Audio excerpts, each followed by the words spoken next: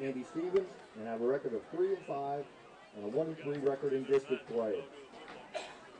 The Warriors next week will be playing Warren Central next Friday at Pulaski County at 6 o'clock in the Don Marshall Bowl. Hey fans, don't forget to visit our concession stand located below the bleachers. All kinds of good food and drinks. We have hot dogs, hamburgers, pizza, nachos and snacks, ribeye sandwiches, and we have all Pepsi products. The restrooms are located at each end of the bleachers. The women's at the north end, the men's at the south end. Also, no smoking is permitted on the Southwestern High School campus. We'd like to recognize the Southwestern High School administration, Principal Anita Ellis, Assistant Principal Mark Flynn, Assistant Principal Matt Cook, and our esteemed Athletic Director, Scott Gregory. Thank you.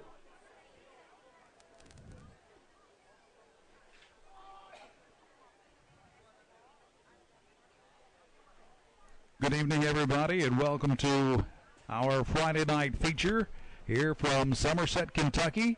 It's Southwestern High School hosting Pulaski County Maroons, and the Warriors have a big night tonight. Senior night is going on here at Southwestern. Doug Eads joins me, Brian Abner along too, and it's a definite change in the weather, guys, as we get ready for kickoff coming up here in just a few minutes, Doug.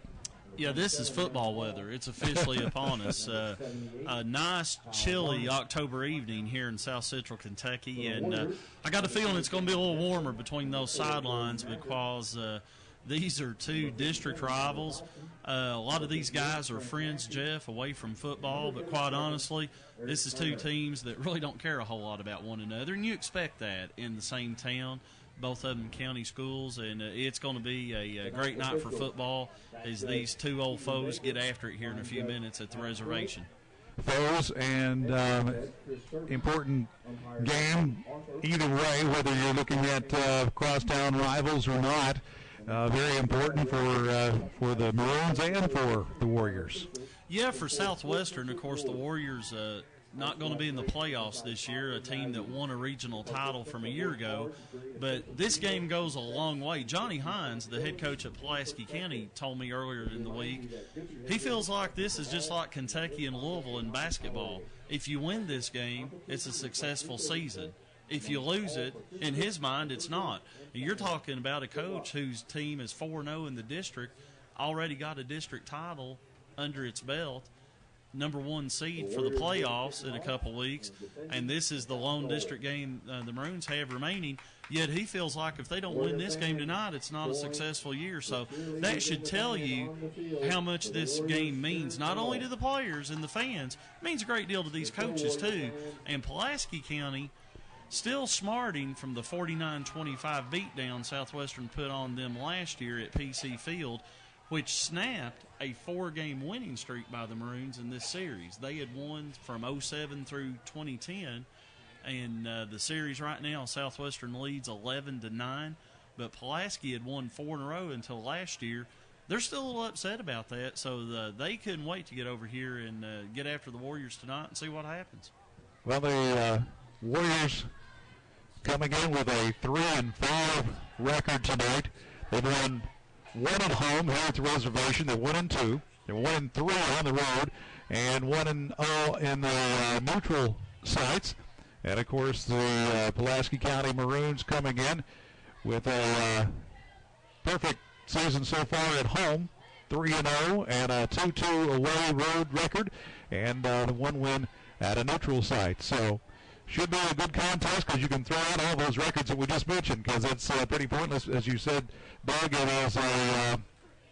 It's a rival game, and it's really about all you have to say about that, whether it's at the collegiate level or whether it's at the high school level. Nonetheless, there's a lot of bragging rights, of course, but there's, especially for these seniors, being senior night here for the Southwestern Warriors, well, that would be double special for you if you could chalk that one up with a win tonight over crosstown Pulaski County Maroons. Oh, yeah, Southwestern saying goodbye this evening to only 5 seniors on this Warrior squad. But you can see the sign that the Maroons are getting ready to come out of. It says, "We're taking over the reservation." So that ought to tell you there is a lot of excitement in the air, and I can tell you the Pulaski County Maroons are sky high for this game. Like I said just a moment ago, the Maroons still smarting over that 49-25 beatdown on their home field they suffered last year in this game. Pulaski County, Jeff, came into the 2012 season. They were 26-3 on their home field since 05. So that loss last year still stings, and they want to atone for that tonight. Plus, it allows Pulaski to finish the district part of the schedule a perfect 5-0. So, like you said, it's a big game for both teams, and I've been a part of almost every game in this rivalry, and I can tell you what to expect tonight is the unexpected, because we've seen some wild and wacky things in this rivalry throughout the years, and I don't expect anything to be any different tonight, Jeff. We'll talk about some of the players that are on the stage before you tonight here on this MVP Sports Channel broadcast. But I will tell you, too, that the conditions tonight, we talked about, of course, it being, a bit cooler. It actually seems a little colder than what it is. The temperature right now as we get ready for kickoff is at hovering right about 50 degrees. But there's been a breeze blowing for the good part of the afternoon. And it certainly seems like it, because there's a lot of long sleeves, a lot of hoodies, and downright heavy jackets on tonight here all around the stadium here at the reservation. And we'll find out if cold weather and some windy conditions play any part in two young squads. Yeah, I mean, both of these teams, that's a good point. These guys are young. I mean, you're going to hear some names tonight that are going to be banging heads in this game for the next 3 years. Pulaski County, I've jokingly said this year, I think, in one of my articles covering the Pulaski County Maroons. They basically are playing a glorified JV team. A lot of freshmen and a lot of sophomores on this Pulaski team. And the Southwestern Warriors now coming out onto the field dressed in, looks like Georgetown College. A little like, with orange stripes and orange helmets. The black unis, a new look this year for Southwestern. But there's a lot of youngsters on both sides of the football. Southwestern, I know the Warriors are disappointed with the way things have transpired in 2012.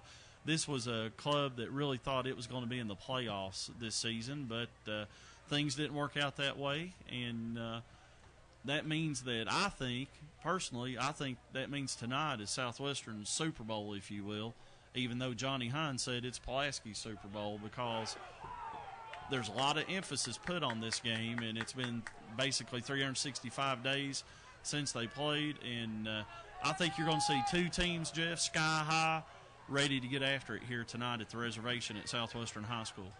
Emotions will run high, that's for sure, as we get things underway. That, too, will, of course, play into could be some mistakes, could be a few things that will happen that are unexpected here. So we've had a tradition here at MVP Sports Channel with early strikes and some unusual plays and teams going sort of out of their character, if you will. So we're going to find out as we get set to we'll get this one underway here at Southwestern tonight, as both teams getting ready for this kickoff. And this will be Southwestern ready to kick. And it's a little squibber. And this one taken near midfield and pushed into Warrior territory. That was Colin Hal Blair, number 59, on that recovery. As the Warriors, they probably saw the same thing we saw, Jeff, firsthand last week. Tyler Goins took the opening kickoff against South Laurel and went 95 yards to the house. So, the Warriors saw that on the game film, but look at this field position for the Maroons. 1st and 10 at the Southwestern 46. Opening possession, and we'll tell you about the cast of characters for the Maroons. This is his first time. Tyler Goins with a first carry of the night, and that'll be short pickup. Tyler Goins is a senior running back and explosive. Riley Hall. We'll hear a lot about Riley tonight. Freshman quarterback, but he doesn't play like that. He'll be looking for his brother Aaron Hall tonight quite often. And here he is from the pistol with 3 receivers to the near side, and now Goins moves up to the side with a swarm of black jerseys to greet him as he picks up maybe a half yard of progress. Back to the line of scrimmage is what the officials say, and that's a good spot there. And quickly, right back to the line of scrimmage comes Pulaski County. Yeah, I'd say Johnny Hines on this side of the 50, even on the other side of the 50, he's probably in 4-down territory already. With this game just underway, if you're just joining us here on MVPSportsChannel.com, be sure to pass it along to your friends on Facebook and to Twitter. They can watch it actually here in the stadium. Little swing pass and screen set up for Tyler Goins, but that is maybe, again, about a yard in a swarming defense for the Warriors early, and you can tell there's some emotion there. Oh, yeah. Southwestern, nothing to lose tonight, and it's like a playoff game. They gave Goins a gain of 2 on that, so it's 4th and 6, and I was right. 4-down territory. So the 4th down try, the adjustment by Hall, sending Goins out to the far side of the field, empty backfield. So the snap now, downfield, and hits the seam, and that one is all the way to the end zone, and it ends being a touchdown for the Maroons. And, of course, number 44, Mason Helton, who normally is a fullback. Helton has seen quite a bit of action here late in the season for the Maroons. 42 yards, and that's a freshman quarterback throwing to a freshman tight end on a 4th and 6. And we've seen it all year. These guys just expect to win, and Pulaski just like that, up 6-0. So whistles sound and a flag, and that's going to be a delay of game, it looks like, and it is. Against the Maroons, that's going to back up the extra point after that 43-yard airstrike from the Maroons right down the heart of the secondary.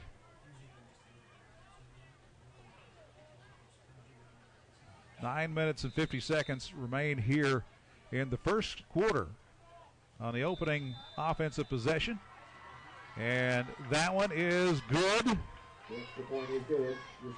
And Jacob Denny is right down the middle of that one. So it's an early 7-0 lead for the Maroons, and the Warriors, of course, getting an opportunity to go on offense for the first time. And Doug, what kind of game will we see from the Warriors here? Well, Southwestern, Jeff, is primarily a smash mouth running team. Austin Smitty, the quarterback, has only thrown for 366 yards, I think, through the first 8 games. Southwestern does most of its damage on the ground. Name to look for tonight, a tailback, number 32, a junior by the name of Logan Camposano. Yes. He's already rushed for over 1,000 yards through the first 8 games. And the Warriors, they like to just pound it. And that's really the strength of this Pulaski defense, is its defense against the run. So we'll see how that unfolds and plays out as the game progresses. So Berger now ready to kick off to the Warriors. And this one's going to be fielded by Devin Baker. Baker across the 20, out to the 30-yard line, and good field position to start for the Warriors. As you said, the Warriors, of course, primarily a ground-oriented offense. And that works well as long as you're keeping tally with the scores. And we saw them get behind Madison Southern here, and it's tough to come from behind when you don't throw the ball very often. Yeah. So very important right off the bat here with this opening drive to answer the score. Smitty with a give right up the middle.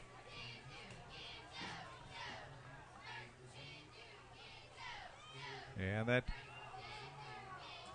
didn't see who carried it. No announcement from the PA. I think it was Camposano on the carry.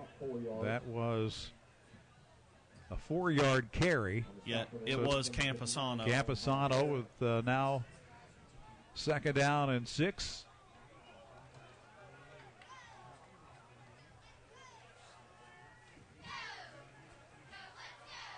Smitty keeping this time.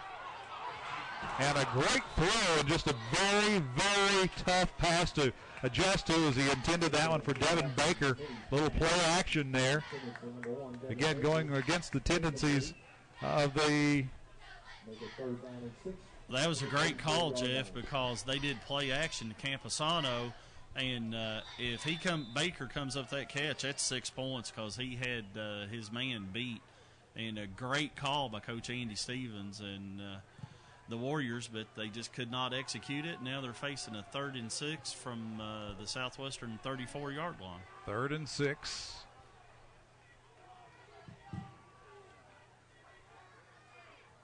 Smitty on the keeper.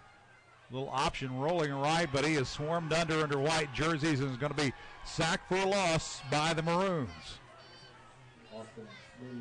Well, I think that was a pass all the way, and there just wasn't anybody there. And Pulaski swallowed him up, and that ball goes all the way back to the 26-yard line. So, Jeff, that was a loss of 8 yards. So we will see what the special teams units do here for the Warriors. Field position will be very, very important to throttle this offense from the Maroons. So on a cold night, this one takes off in a hurry and is going to get a good bounce for the Warriors and trickle out of bounds near the 20-yard line.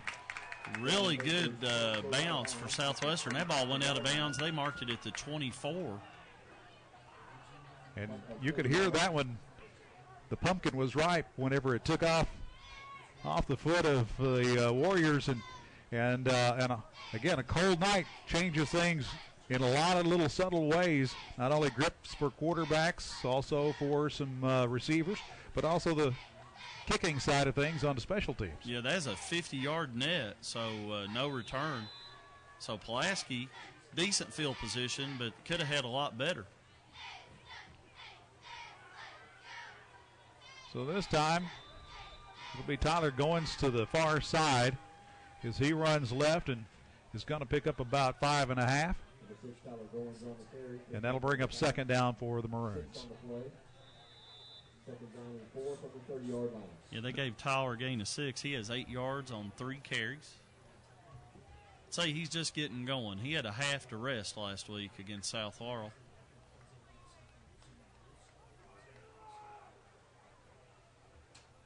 So a little toss to the inside that time. That one almost looked like a volleyball as Hall barely touched it. Back to the inside as they... That's a little shovel pass that they like to run, and that gained 1 yard. That was to Aaron Smith. And obviously the Warriors have been watching some film. So Hall back now with Goins in motion. Goins bobbles, but good job that time by Stuart Russell to get in there and wrap him up in the open field. That's a gain of 4, but that moves the chains, Jeff. It does spot the ball just beyond the 35-yard line. An interesting fact that the Maroons are in a hurry here, almost like that they're playing from behind tonight.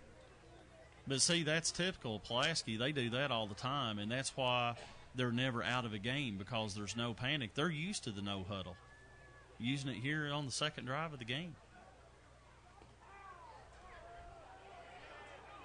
So good pressure. Good pressure by the Warriors. And the first man in there, Wyatt Carter, disrupted that one. And that results in a big loss for the Maroons, and the Warrior home crowd very, very excited to see the ball carrier drop for such a big loss. And they're going to spot that one back just outside the 25-yard line. Loss of 9 on that play, Jeff. Approaching the 6-minute mark now here in the first quarter. Again down the stripe, and it was Warriors' Devin Baker, number 1 there. Very alert, got his hands on it, but a little high for he and the intended receiver. Well, they may want to come back to that play, because out here in the right flat, Riley Hall's older brother, Aaron, was wide open. There wasn't anybody within 20 yards of him over here. Goins back in motion. And again, this swing pass. And you can sense that the Maroons are just hoping that for a missed tackle there or a nice move from Goins will result in some big yardage. But again, kudos to the Warriors defense as they're swarming to the ball. Jordan Maggard and company getting there to keep Goins in containment and a moderate gain. So it's going to bring up now 4th down and 12. And so this time, Jacob Denny's punt gets at the 30 and trickles toward the 20-yard line. And Jacob Denny got a good bounce on that punt. So the putting greens are kind of fast tonight. Yes, they are. 5:18 left here in the first quarter. Pulaski leading Southwestern 7-0. And that big 9-yard loss, Jeff, was a huge play by the Warrior defense that forced a Pulaski punt. Because the kind of style of offense Southwestern runs, they can ill afford to get down 2 or 3 scores against this Maroon bunch. So the early goings here. Austin Smitty, the quarterback for the Warriors. And this time, it's straight ahead. And that's Jordan Maggard on the carry. And out near first down yardage. He's going to be short by a couple. They're going to say now 2nd down and 1. So they give him 9 yards on the carry for the Warriors. Now, one thing I will say about this style of offense, if you're the defense, you've got to be patient. Yes. And you've really got to keep your focus, because here comes the pressure now by the Maroons swarming, and that's going to be a first down pickup by the Warriors. And as I was saying, you've got to be disciplined. You've got to stay at home, because you can certainly get lulled to sleep seeing the same plays over and over. And also, as the night wears on, so does this pounding of a run offense. And so these young guys' conditioning will certainly play into the long run of this story tonight. And again, Smitty with the first down handoff. And that one goes for 1 yard, if any. Mason Hilton met Maggard right there in the hole. And they still gave him a gain of about 2, but Hilton got there quickly, Jeff. And that brings up a 2nd and 8 for Southwestern. And Mason Hilton is 6'2", 221, so, yeah, you don't go too much farther once you meet Mr. Hilton. Yeah, remember that name, because he will be all-state in his future, I promise you. So another run this time by the Warriors, continuing to pound away at the Maroons. And again, they go with Jordan Maggard. Maggard, a little more speed and a little more slashing type runner than we would see with Camposano. We haven't seen Logan very much tonight here from the Warriors, at least not early on. Approaching the 3-minute mark now here in the first quarter. 3rd and 5, Jeff, for Southwestern. Big play here for both teams early in this ball game.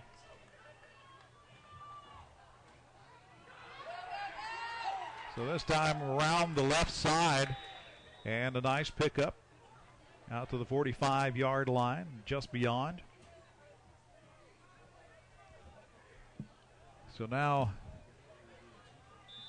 with the 4th down facing you with only a yard, the question is what does Coach Stevens do here? Well, it's 4th and 2, and Austin Smitty is coming into the game. Coming back into the huddle. He was already in the game. 4th and 2. They're saying 4th and 1, but that's longer than a yard. And they're going for it. Looks like they're going to go for it. So again, this shotgun type I formation. And straight ahead, and that's going to be pretty close. We'll see where they spot the ball for Maggard. as the officiating crew marking this one, and I believe he has just enough by the nose of the ball. And they are going to bring in the chain gang. No, they're saying it is indeed a first down for the Warriors. So Southwestern converts on a 4th and 1 officially. And a little early success here by the Warriors. As Austin Smitty with the toss. And the ball is on the carpet. Fumbled. And it is indeed a turnover. And a good solid hit there that time. And that looked like Will Mobley that was on the recovery. I think that was Maggard that carried the ball, wasn't it? Yes, it was. Maggard with the turnover. And I wasn't sure which Maroon that actually tagged him, but it was pretty solid. But it was a Will Mobley, but it was 45. Mobley who also got the recovery as well. So again, Jeff, Pulaski, great field position. I wouldn't be surprised to see Riley Hall go up top right here. And it's a play action. And back down the seam, but that time intended for Aaron Smith, number 11. And he was open, but he just threw it behind him just a little bit as he entered into the secondary in that zone. Second down and 10 from the 49-yard line. By the way, Mobley's collision is a potential for the collision of the game, superior collision of the game.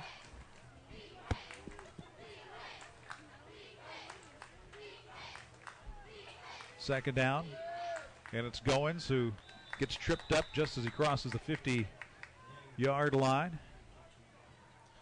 Tyler, 4 carries, -1 yards. That's Jesse Meese on the stop for the Warriors. They're going to give him a gain of 5 on that carry. That's one of the things about Goins is he's kind of an arm load, and then he's tall on top of that, so he can always lean for an extra yard or so. This one tipped this time, and good job by Stuart Russell getting in there and couldn't get to the quarterback, so he got his hands up, tipped that one, and disrupted it as it intended for Mason Helton again. And it's a good thing it was tipped because that would have been pass interference on Southwestern, but due to the fact it was a tip ball, no penalty. Good job by the refs to see that, Jeff. And Pulaski going for it on 4th and 5. Doug Eads here with an early tip of the hat to the officials. I'm feeling benevolent tonight. It must be football weather. 4th and 5 now. Maroons just inside Warriors territory. Plenty of time in the pocket for Riley Hall. He had Goins down the sideline, but again, good defensive stop there by the Warriors. And I'm friends with a lot of guys on this crew. This Joe Tammy, the Whitehead, he's a good friend of mine. And then you've got Chris Kirby. You got a couple ex-Maroons on this crew, Stephen Baker and Dusty Arthur. So I'm friends with a lot of these guys, so I'll probably give these guys a couple free passes tonight. And here I was giving you the benefit of the doubt. Yeah, you're giving me props, I know.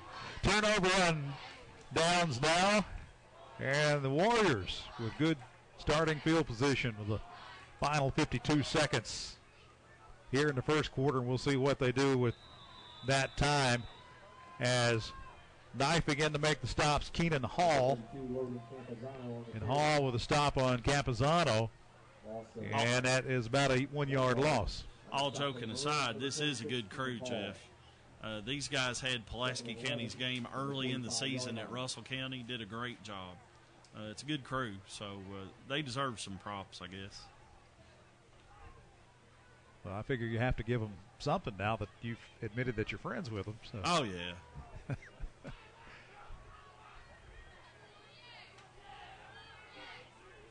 So now a little swing pass. That's over to Jordan Maggard. And Maggard picks up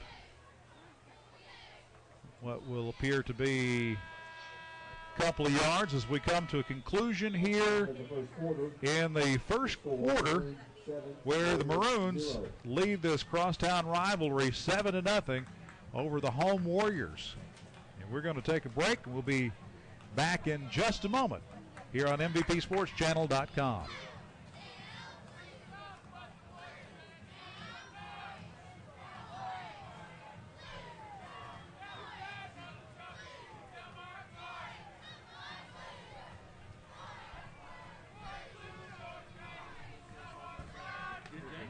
Yeah, so far. As long as this one stays interesting, it's good.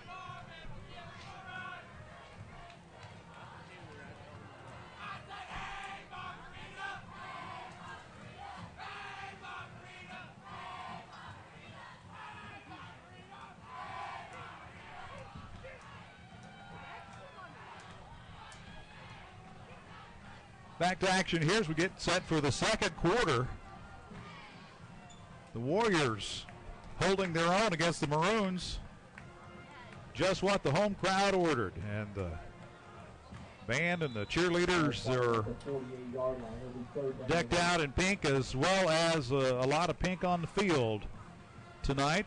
I noticed in warm-ups a bit of tape and some T-shirts and a couple other things, and especially it shows up under those black jerseys and black uniforms from the Warriors. Obviously, that's in honor of Breast Cancer Awareness Month here as we close out October. So Smitty to the air, and that one right through the hands of Stuart Russell. And he may have heard footsteps from the Maroons. Yeah, that was a draw. And Andy Stevens talking to Austin Smitty. Pulaski looks like they're bringing in the punt receiving team, but I don't think Southwestern's going to punt this ball. When I check that, he's still talking to Smitty, the punt team. There they are coming on, and now they're coming off. So I don't know what's going on here. He finally said last punt. second, yes. They're going to look at a delay game if they don't call a timeout. And it's a timeout, Maroons. And you weren't the only one confused. Coach Hines says we'll sort it out as well. Good crowd on hand here tonight at the reservation, our second stop of the year here at Southwestern. Thanks to Athletic Director Scott Gregory and the gang here at Southwestern, always making us feel welcome, and looking forward to halftime. One of the traditions here at Southwestern, Doug, is the treats in the press box. I'm going to stop you right there. I'm glad you brought that up, because my daughter is a junior here, and she's taking a foods and nutrition class. And she already gave me a pregame scouting report. Her class made something called pumpkin balls that taste like pumpkin pie. They also made pink cupcakes with pink icing. So as soon as halftime rolls around, I'm in there. Well, I'm going to tell you, now, last time we were here, of course, Brian Abner here's to help us report on some stuff tonight as well. And by the way, Brian Abner's a guy been known to pack away a few treats. And last time I was in the middle of an interview, and he sat and ate in front of me, and he's giving me a thumbs up over there, and he's going to do it again, he says, but I don't think so. So here's a fake punt, and that's what all the discussion was, and the Maroons give up the first down, plus got a flag. There's a yellow flag that was fielded nicely. Stuart Russell took a direct snap, and I think he's got a first down, but let's check out the flag. That flag came in. By the way, that's the first full penalty of the game. Yes, it is. It is the first, maybe second penalty tonight. So there was a delay of game a little bit earlier. So, but this is a personal foul. Personal foul against the Warriors. So, question is when did that happen? And if it's a dead ball, which I think it is, Southwestern will have a first down. A first down, and then, so the yardage, though, pretty well gets nullified, but they do get a fresh set of downs.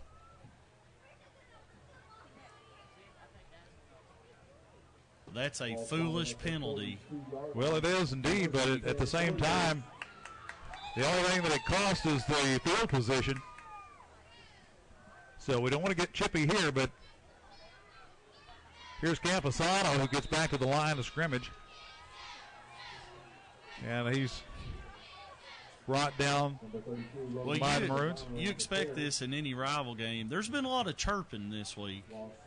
A lot of back and forth between these two teams. And like I said, a lot of these guys are friends away from football.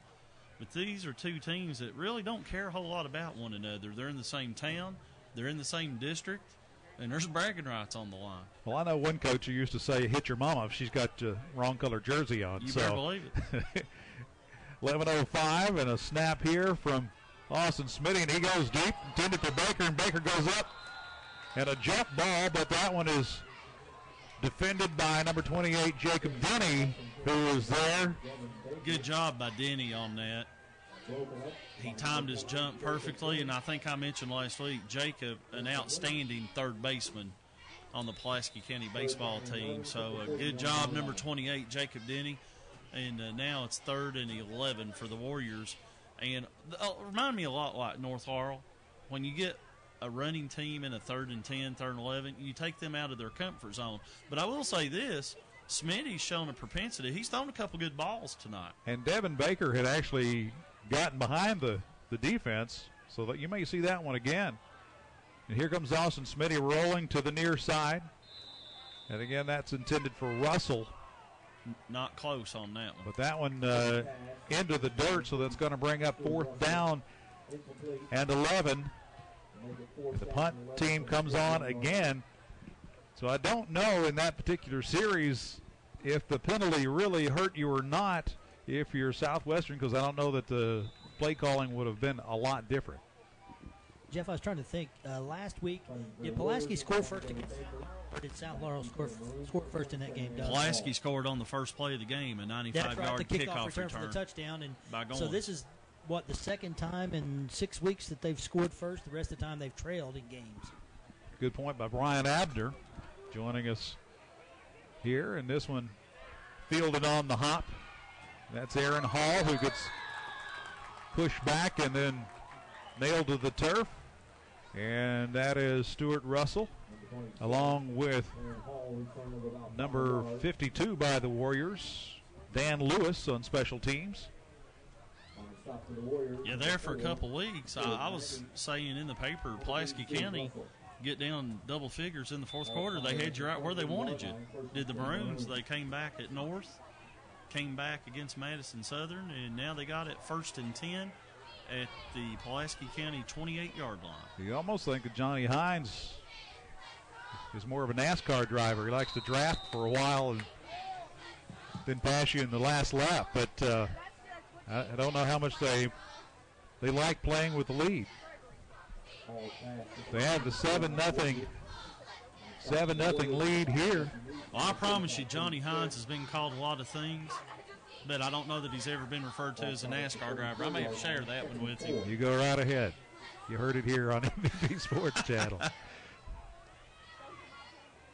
So Goins now with a good carry on 2nd down. That's going to bring up about 3rd down and 2, depending upon the spot.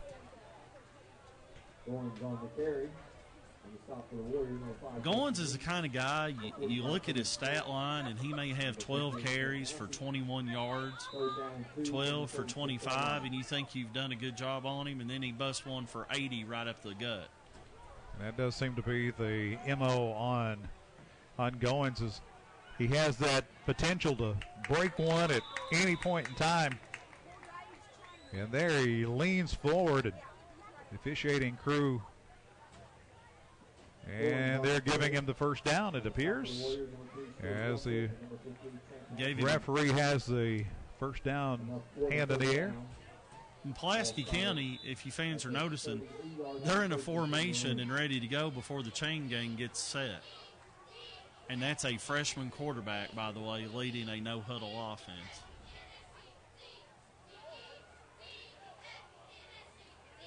So this time the man in motion is Alec Wooldridge. First time we've called his name tonight. Wooldridge with lots of speed. And he'll get out across the 45-yard line. It's going to be about a gain, right at a gain of 7, Jeff. And you start concentrating on Goins for the Maroons. And again, then, of course, we've talked about Aaron Hall, Riley's older brother. And then you sort of forget about Woldridge, and suddenly here he comes, and he's got a lot of speed. And if you're not paying attention, that'll kill you. Right on cue, here's Aaron Hall. Nice block that time from Woldridge, and that'll spring him for the first down for the Maroons as they cross into Warrior territory. Gain of 14 on that play.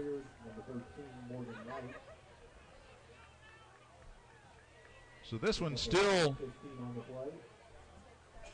having lots of ebbs and flows, but so far, other than the one big strike for the Maroons, nobody's really shown an awful lot. Just the potential to get into the end zone in a hurry.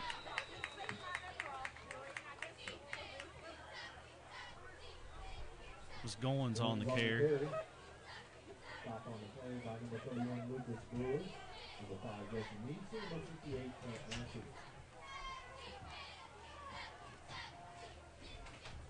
So second down and 8 to go now for the Maroons.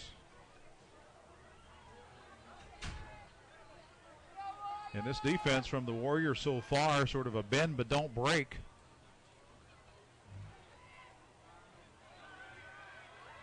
And this time the pass is completed to Aaron Smith. Smith, the other wideout slash tight end for the Maroons. Slash quarterback.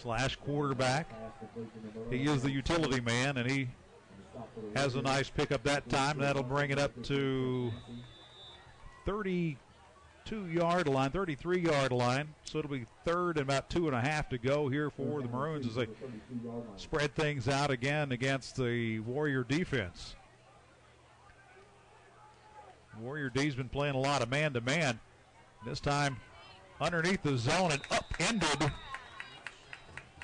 against Helton. That's going to be close, but if I was guessing, I'm going to say he may be just a tad short, Jeff. Not a lot there. Well, I'm going to tell you that was a great job by the Warriors to jump in there. And he is short. It's 4th and 1. 4th and 1. And Aaron Smith's under center, Jeff. So quarterback keeper, but there's going to be a penalty. That one's coming back. Yeah. Because that was a disaster. Smith went under center for the first time tonight and just sort of leaned into his center. Trying to help him out a little bit, but that'll be a false start, and it's going to back things up, make it a little more difficult here for the Maroons. 6:32 left here in the first half. Pulaski leading Southwestern 7-0. They're going to go for this. Got to get to the 30. They're at the 36, so we'll see what happens here.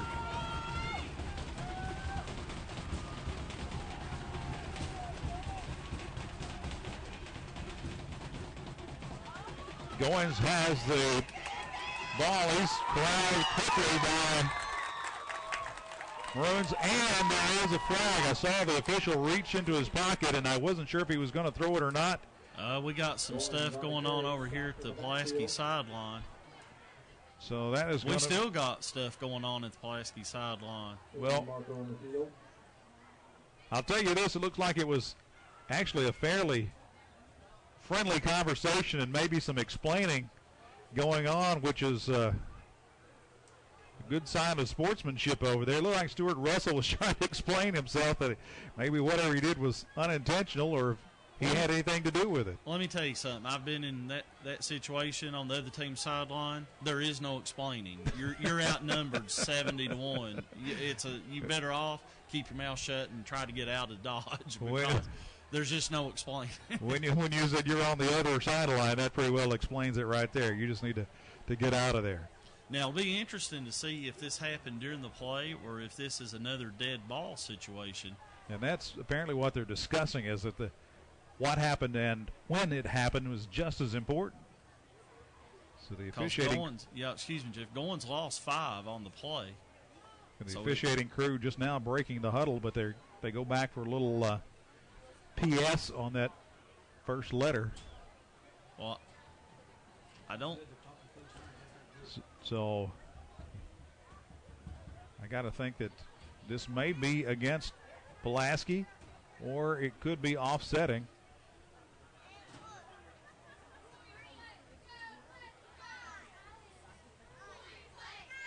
Still sorting things out.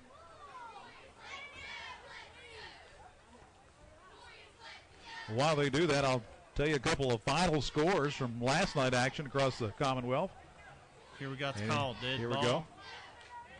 Offsetting. So they offset. So there you go. And it's a turnover on downs. It's going to be first and 10 for the Warriors. Final scores, as I mentioned.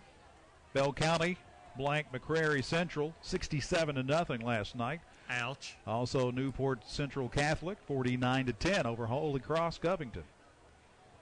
We'll get you some more scores throughout the evening. All spotted at the 41-yard line. First and 10 Warriors. So now the spot. So they'll go first and 10 from the 41 with just a little more than 6 minutes. And a good shot there from Austin Gornet. Yes. And he timed that well as Stuart Russell, who's had some problems trying to haul in the ball. He's been right on the money, right in the right spot, and Smitty's been able to find him and hit him, but he just hasn't been able to haul it in. And that time it probably wasn't his fault. Cornette had a lot to do with that one being broken up. Now it's second down and 10. Smitty with a low snap and got plenty of pressure as he's being drugged down that time by Keenan Hall, and the flag. Got a flag, and I'm going to say that was not a late hit. I'm going to say they're going to call intentional grounding. If I was guessing. I've been wrong once or twice before. Now, I see an official without a hat. Well, it was the side judge threw the flag. I think he's saying there was no receiver in the area. And they are going to back this one up against. And that's a loss of down.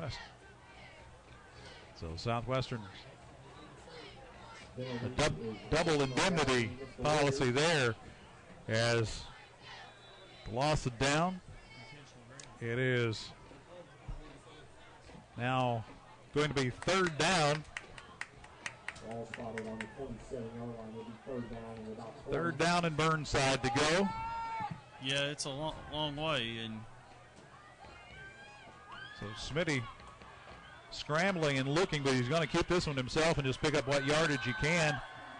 And he's met there at the sidelines and assisted out of bounds by Jake Hudson. And it's going to be fourth and forever, and we got ref said stop the clock, so let's hold the phone. Did we have a penalty, or I don't see any laundry on the field? I don't see a flag. Oh, quarterback went out of bounds. He was taken out of bounds. There we go. He did get out of bounds.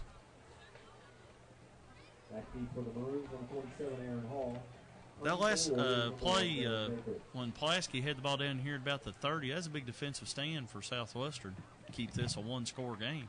It was indeed. Devin Baker with an end-over-end as this one shoots quickly to the sidelines as it crosses the 40-yard line. And the Maroons take over with a 7-0 lead here, 5:41 remaining in the first half of play. Brian? Jeff, have a big hello to send out and a get well to Chris Hurt. Chris texted us, let us know he's watching tonight on MVPSportsChannel.com. Chris a little bit under the weather and hoping he gets well here real soon, gets back in action as he's a teacher in the Pulaski County school system. He subs there a lot, so I want to thank him for tuning in. Also, I don't know if Doug gave the score yet or not, but Middlesboro leading Somerset 9-0 in the second quarter over at the Briar Patch. All right, Brian Abner with an update as Riley Hall swings this one incomplete, intended for Tyler Goins. We'll try to keep you up to date on scores around the area. With that incompletion, Riley Hall now 9 out of 13 for 93 yards and a touchdown. So the freshman having a pretty good night here in the first quarter and a half. So far, so good. And I'm sure that he and Coach Hines would love to see this extended here. Tyler Goins splits the middle of the offensive and defensive lines, and then first down yardage into Warrior territory as they're going to spot it at the 44-yard line after that big pickup. Gain of 19, and there you, what I just said, you can hold him and check, but number 6 is a threat to go to the house for 6 every time he touches the football. Well, he's a deceptively speedy receiver, and he's physical as well. All now to the center of the field, and nobody home for that one. And I think maybe just his intended receiver caught up in traffic a little bit, so that'll bring up second down. You mentioned Goins and his potential to break one. He's a very patient runner as well, and I think that bodes well for Tyler. Yeah, that's a good point. That's one thing that coaches use about him. He does. He has a ton of patience, and he waits for a hole to develop. But with his speed, you can afford to be a little patient. So this first down strike for Aaron Smith will play action after the success on the ground pays dividends through the air that time for the Maroons. And this is going to have the Maroons knocking on the door of the red zone.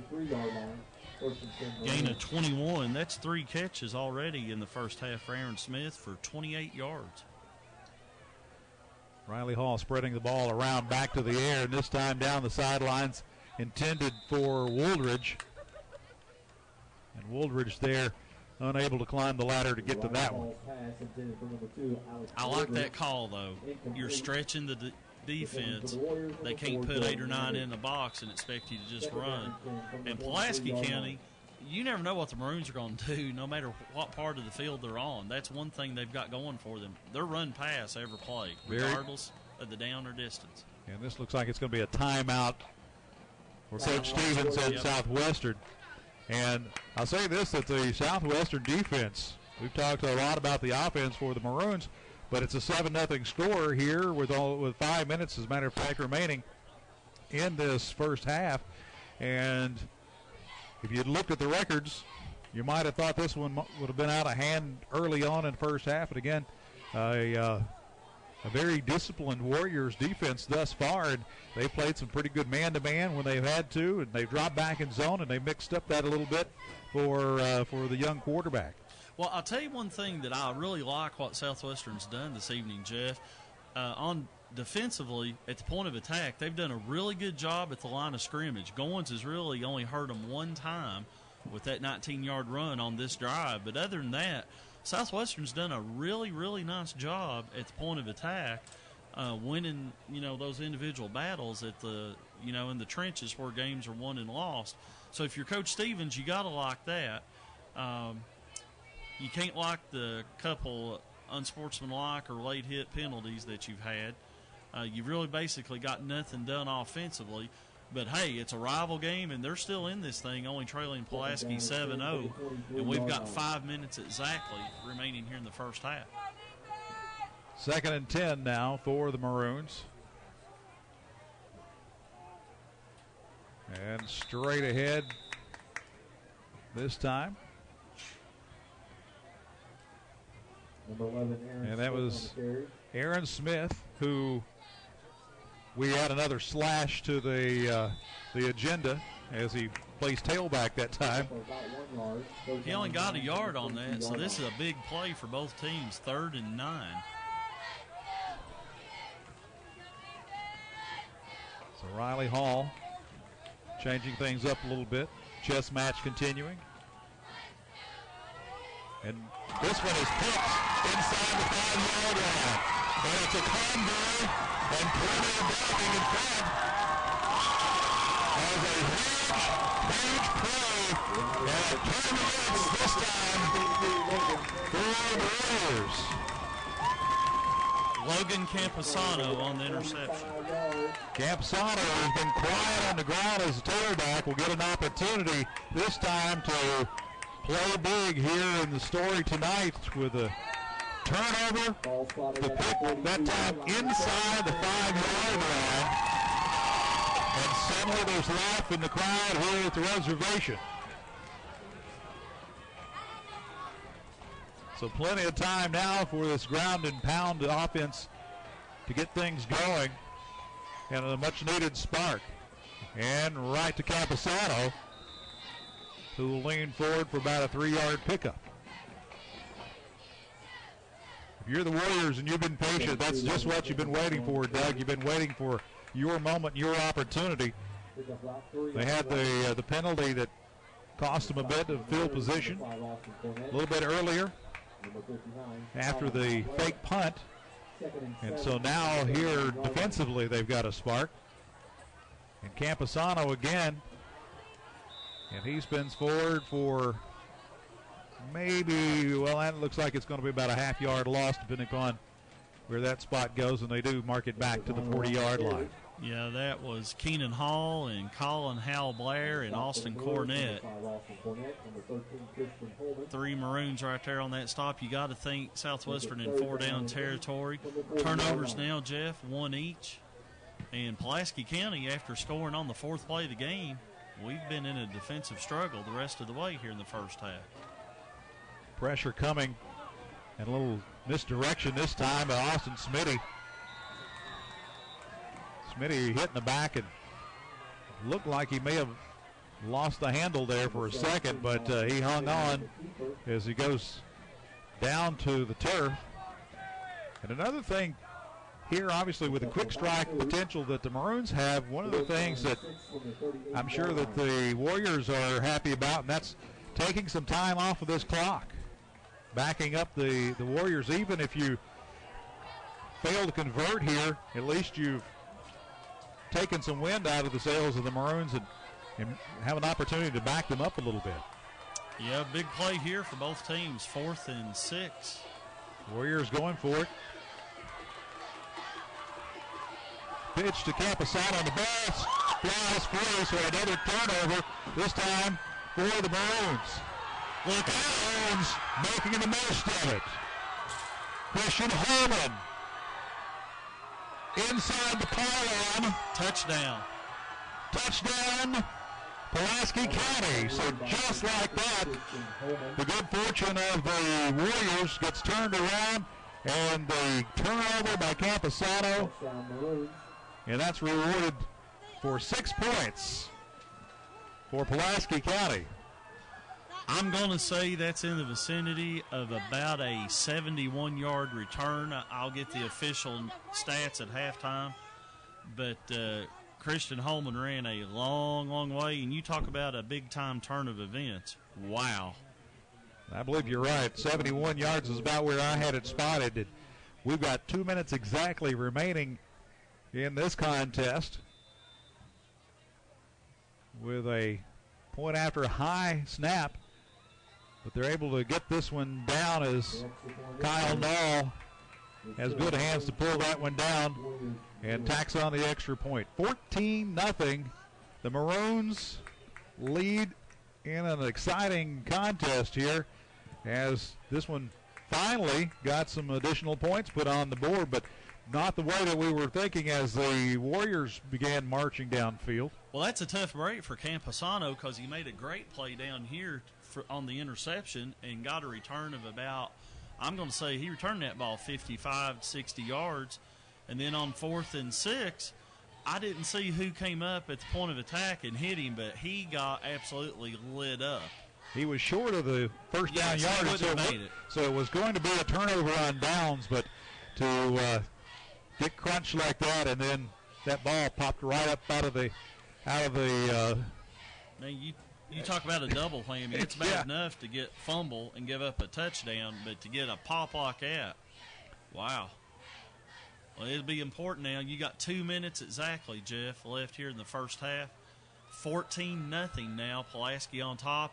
Be interesting to see how Southwestern responds. Keep in mind, the Warriors won the coin flip and elected to defer, so Southwestern does get the ball to start the second half. So if I'm Andy Stevens, even if I can only manage a field goal here, I'd love to get some points right before halftime to take a little momentum and a little confidence into the locker room. Well, you got to break that balloon that's on the scoreboard. Get some points. And this one fielded by the up man. And I believe that's James Vinson. I'm going to tell you something I've noticed, and Southwestern's done this all year. They send a guy to blow up the opposing team's kicker. They've done that twice tonight, and I'm telling you right now, if I'm on Pulaski's special teams, that guy gets carded before the game's over. You do not let your kicker take abuse like that. They've done it twice, and I'm interested to see what Pulaski County does, but I promise you back in the old days when we played with leather helmets, that guy gets carded before the night's over if that's my kicker. Leather helmets and heavy sweaters that's for fine. you, but that's he gets a trip to ER if he does that to my kicker one more time. First down now. We'll find out what the Warriors have to answer the turnover and score. Play action. This one had Devin Baker again. Great fake. And Devin Baker again with deceptive speed getting beyond the secondary, and he would have been wide open, just could not connect there for Smitty. Some of the Madison Southern people were complaining to me a couple weeks ago about Southwestern. They didn't send one guy, they sent 3 guys on their kicker, and they were complaining about that, asking me, why does Southwestern do that? And I said, well, I don't know. I've only seen them play one time. And they were still griping about that. But I promise you, back in the old, I don't know what kids and coaches feel about that now. Back in the late 70s, early 80s when I played, that doesn't happen but once. Well, I got a feeling that doesn't change from generation to generation. You wouldn't think so. Austin Smitty rolls. This one too high for everybody. Intended for Branson Patterson, who was over there.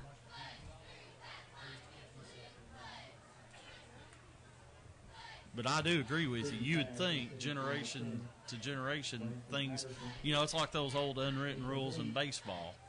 There's certain things you do, there's certain things you don't do. And that's interesting. I mean, you can get away with it, more power to you. I remember Jerry Glanville, when he was the coach of the Houston Oilers, they used to do that to the opposing team's kicker. Started a few conversations at midfield. I thought you were going to say back to the fracas, however you want to well, call it. actually, I thought you were going to say back to the Falcons. And when you went all the way back farther, I'm impressed. No. He did that against my Bengals. Him and Sam Wash had a love-hate relationship. They both loved to hate each other.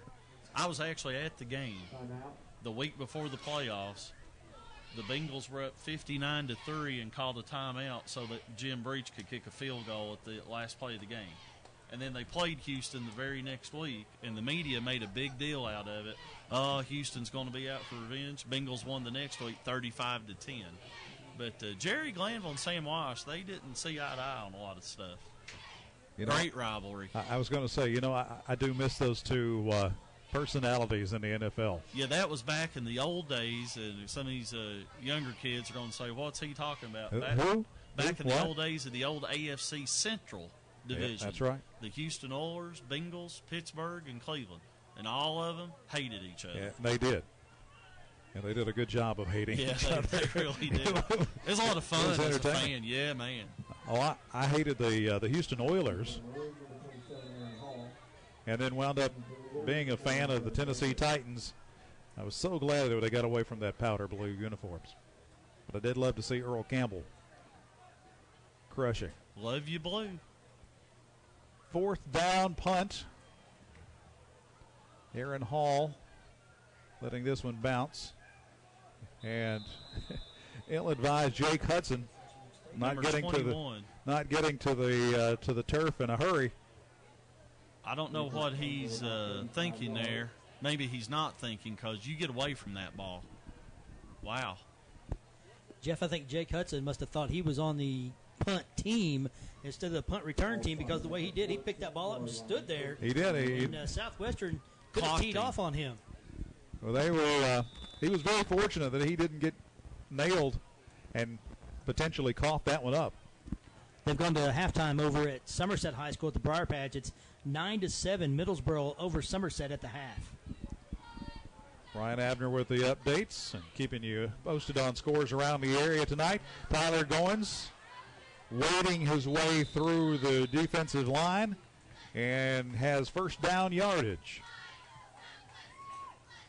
Minute 25 remains with a 14-0 lead. You can bet that Coach Hines and the Maroons, who have called a timeout, by the way, are not going to settle with 14-point lead. No, most teams would run it out here, play it conservative, keep the ball on the ground.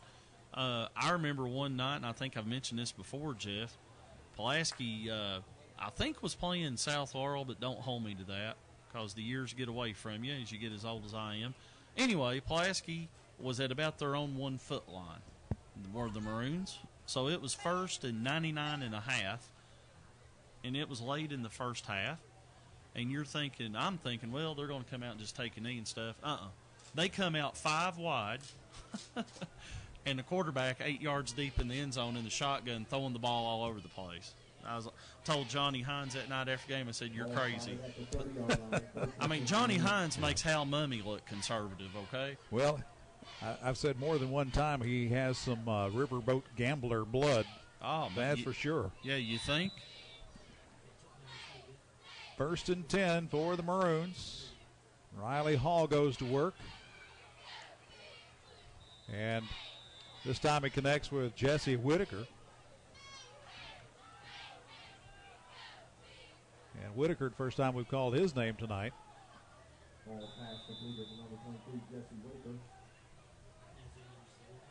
Gain of 9 on that. And it is indeed second down and 1 to go. Under a minute now. Swinging for the sidelines here, and this completion to Aaron Smith will pick up a first down and stop the clock.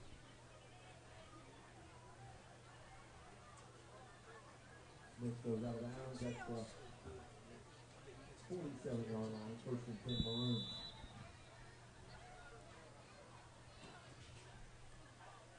Understand we've got a good halftime show coming up here on senior night here at the reservation.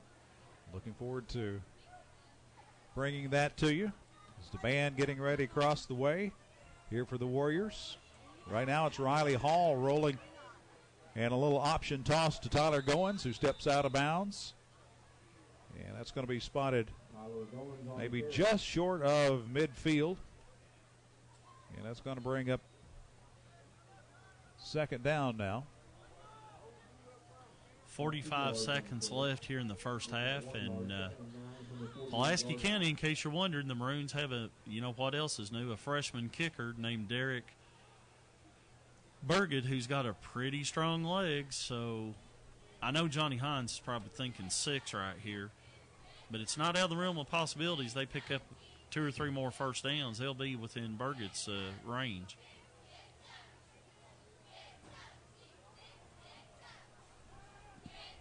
Hall slings this one incomplete, intended for Woldridge, in and out of the hands. Ball pass intended for number 2 out of Woldridge, incomplete. So it brings up third down and 9. Riley Hall right now 13 out of 21 for 118 yards, a touchdown, and an interception.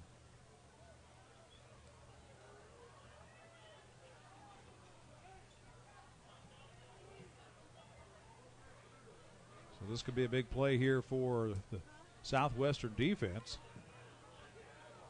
As Aaron Hall slips a tackle, but only musters about 3 yards after that completion. As he breaks the plane of the 50-yard line, they'll spot this one at the 49. And the clock, as he was in bounds, continues to run. Riley Hall threw that ball 35 yards, Jeff, to get it to Aaron across the field. That showing off that cannon of an arm the young man has. Pulaski County, Jeff, now at the ball at midfield, the Maroons going to be content to go in with a 14-zip lead. And that's going to do it for us for the first half of play here at Southwestern at the reservation, as the Maroons own the majority of the first half, and the Southwestern Warriors have to be fairly pleased as the first half comes to a close, and they have a 14-0 deficit, but it could have been a lot worse and it could have been a lot closer. We'll find out here in the second half if things get turned around.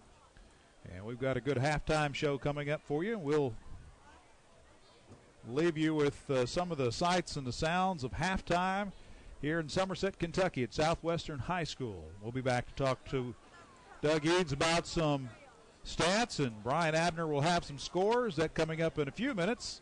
In the meantime, you're live at Southwestern High School here on MVPSportsChannel.com coming up. And welcome to halftime at the reservation.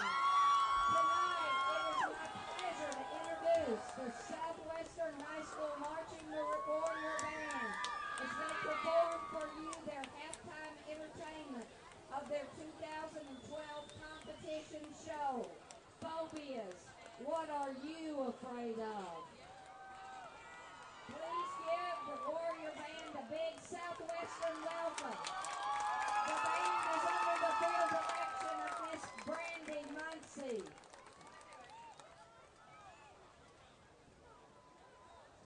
It'll take them a while to set up. We have a lot of phobias going on here, people. Lots of things to be afraid of.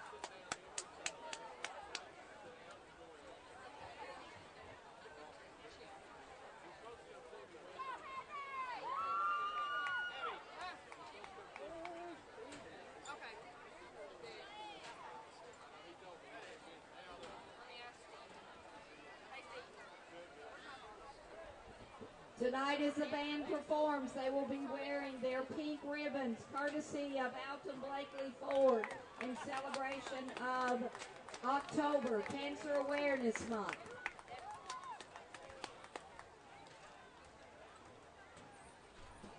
Don't be very well, okay?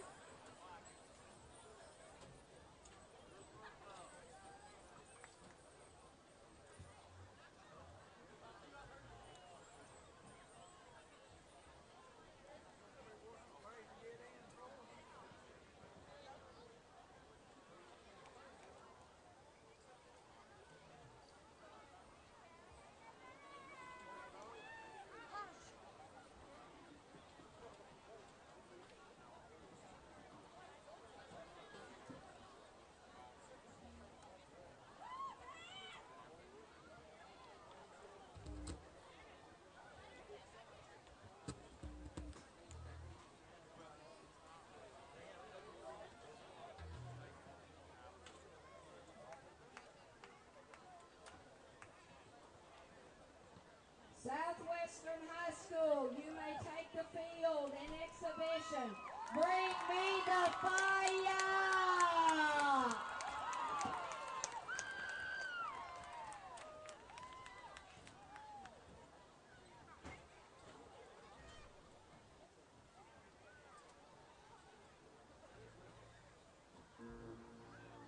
Phobia, a persistent, irrational fear of a specific object, activity, or situation that leads to a compelling desire to avoid it.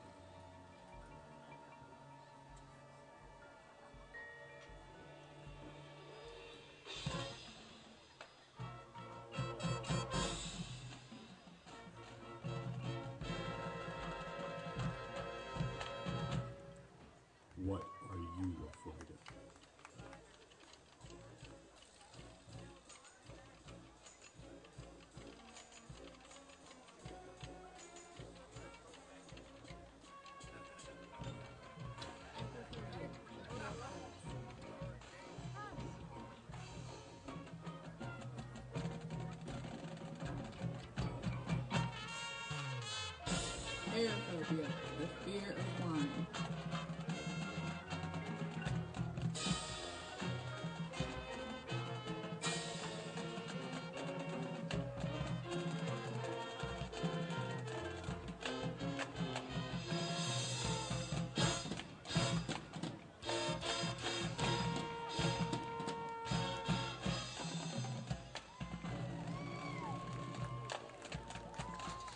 Ophidiophobia and arachnophobia, the fear of snakes and spiders.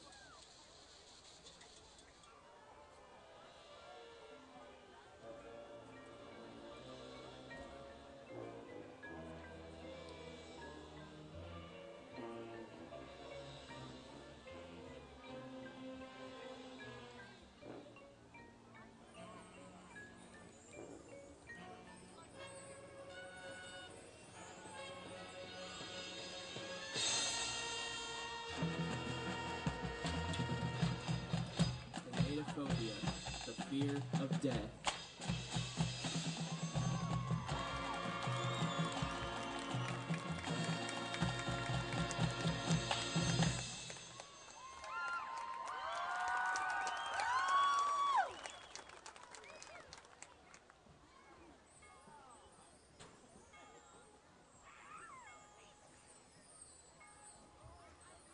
Philophobia, the fear of being in love.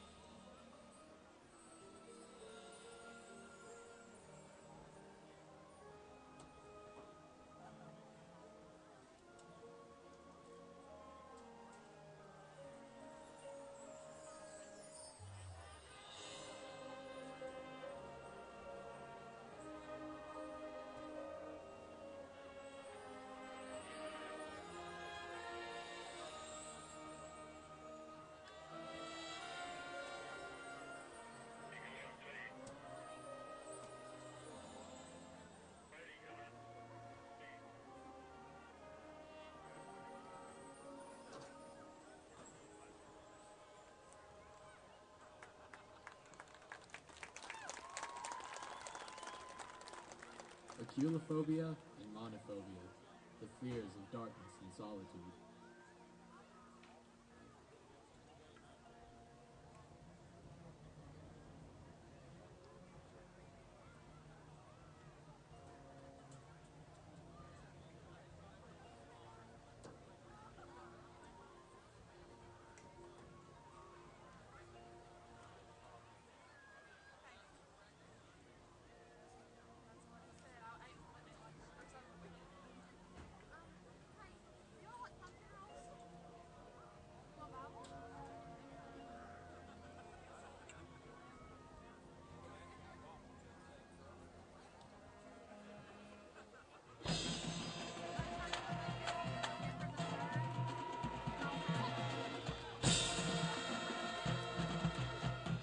Agoraphobia, the fear of silence.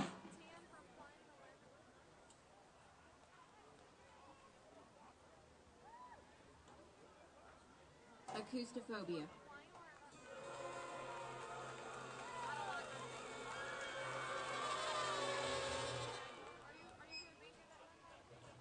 A fear of noise.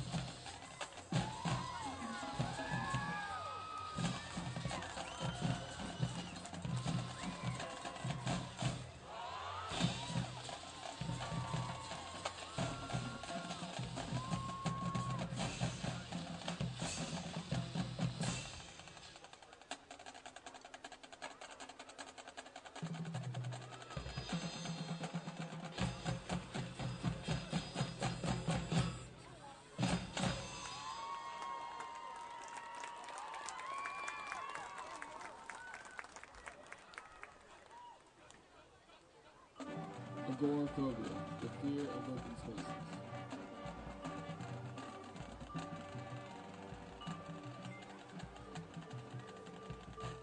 Claustrophobia, the fear of confined spaces.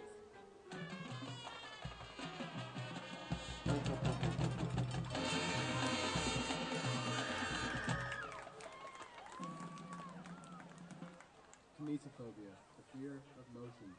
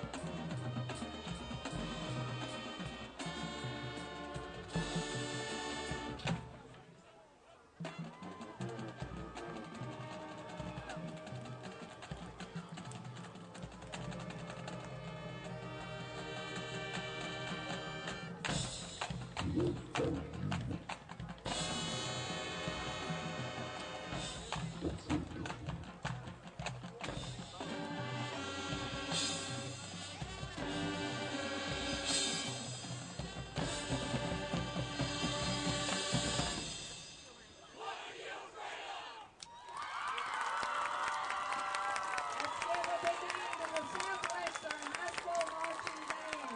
They will be competing tomorrow at Madison Southern in state quarterfinal competition.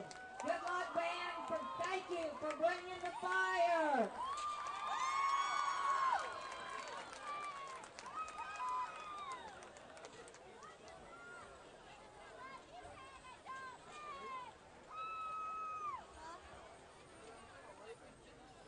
They are. That's right at the football. The football. Yep. We're going to do that every single time.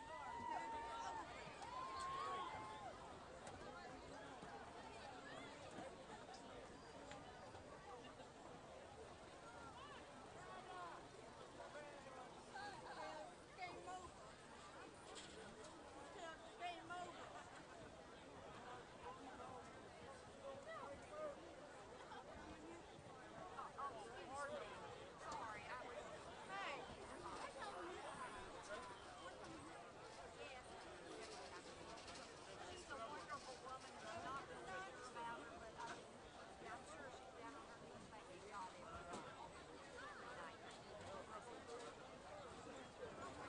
Following the game tonight, there'll be a dance in the Southwestern Gym.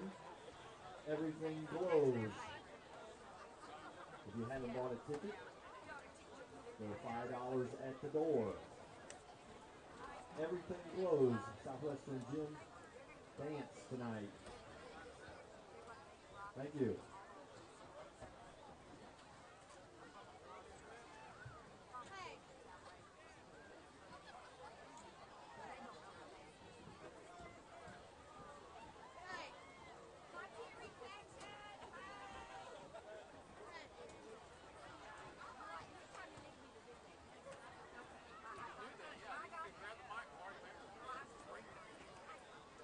What they say about God? I didn't hear them.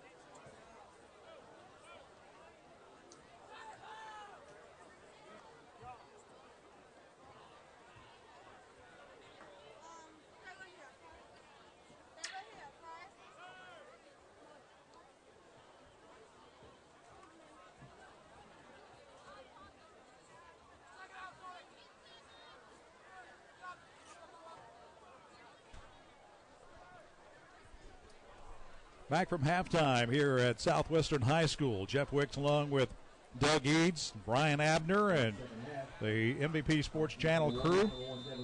Got a good one going on here. 14-0 Pulaski County. Booting this one to Southwestern.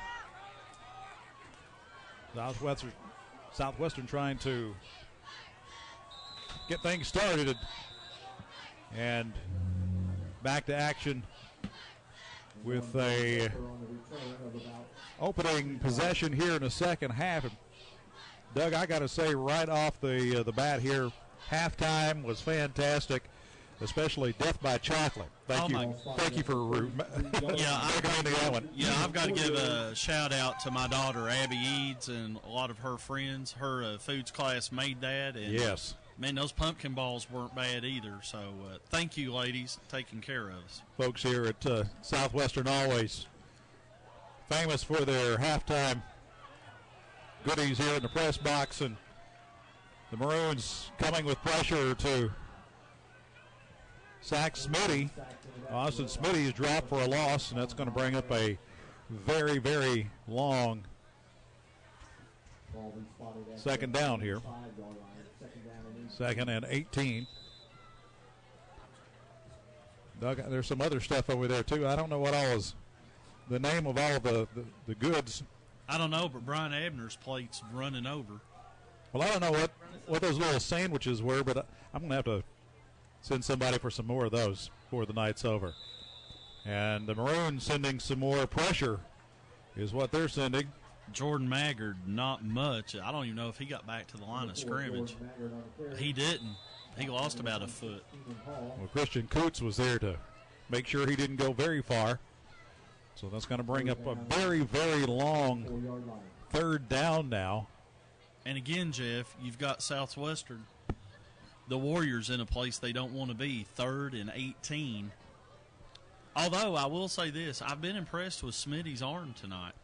He's got good strength, and, of course, he's got good wheels as well. This one, no surprise that he threw for Devin Baker, but it was Jacob Denny coming over to knock that one away, and Denny in the secondary wasn't surprised that Baker was the intended target either. Denny almost came down with that. And that's the second time tonight. Jacob's done a good job in the secondary breaking up a pass. By the way, Christian Holman officially 73-yard fumble return for a touchdown in the second quarter. That gave Pulaski the 14-0 lead the Maroons enjoy right now. So the Warriors with no luck on their opening possession of the second half. And the Maroons are going to get a very, very good spot here to start things on offense. And they spot this one just across the 50-yard line at the 47, I believe, is where the Maroons will go in action on offense for the first time in the second half.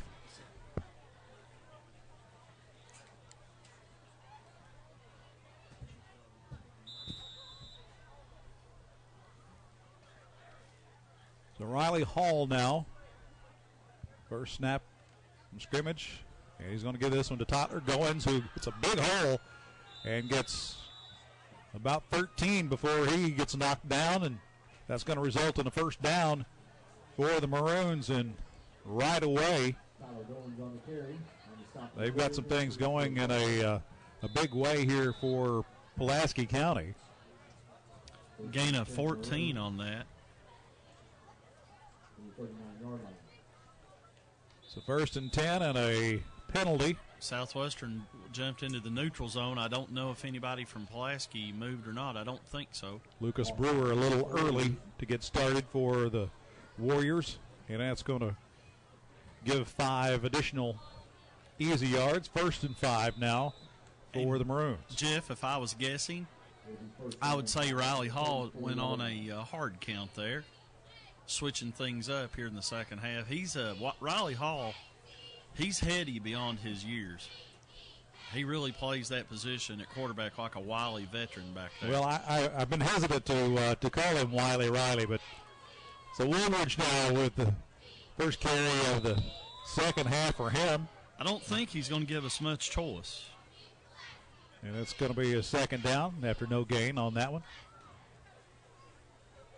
The Maroons in the first half have mixed things up very well, as they traditionally do, throwing and keeping things honest on the ground as well. And that's one of the great things about the Maroons offense this year, is they have, even with a freshman quarterback, they've been able to mix things up and keep that percentage of runs and passing. As Goins hops out of the initial tackle and then will skirt forward to the 30-yard line. They had Tyler Goins stopped for about a 2-yard loss, and he gained 4 on that. Well, he kept those knees driving and just broke free. Third and 2 from the 30-yard line. So now it'll be third down, a couple to go here after a 1st and 5. So Riley Hall looking over the defense and sends Goins out. Looked like that play was called for a little swing pass. And Riley Hall using his feet after everything covered downfield and picks it up himself. It's a first down for the Maroons. Good job by Riley Hall. He looked and it wasn't there, and he only needed 2, and he gains 5, and that is his first carry of the evening. And the Maroons 1st and 10, Jeff, at the Southwestern 25-yard line, already leading 14-0 here early in the third quarter. Well, at the 25, and Hall has his intended receiver, Mason Helton. Not able to get the handle on that one. So that ball is incomplete and brings up second down. I think Mason may be just a little bit guilty of trying to run that ball before he caught it. We see guys that play on Sundays make that mistake from time to time.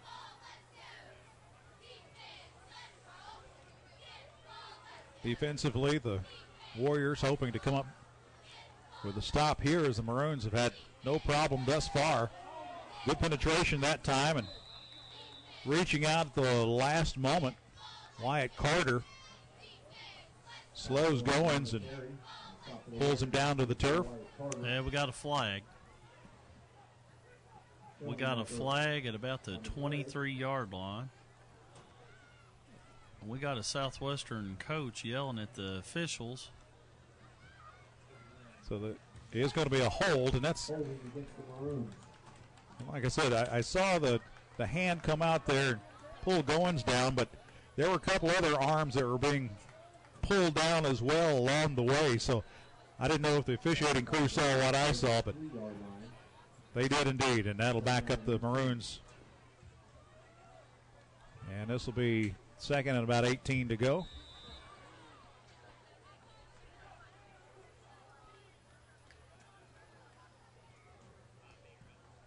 Hall checking out of this one after the defense tipping their hand a bit.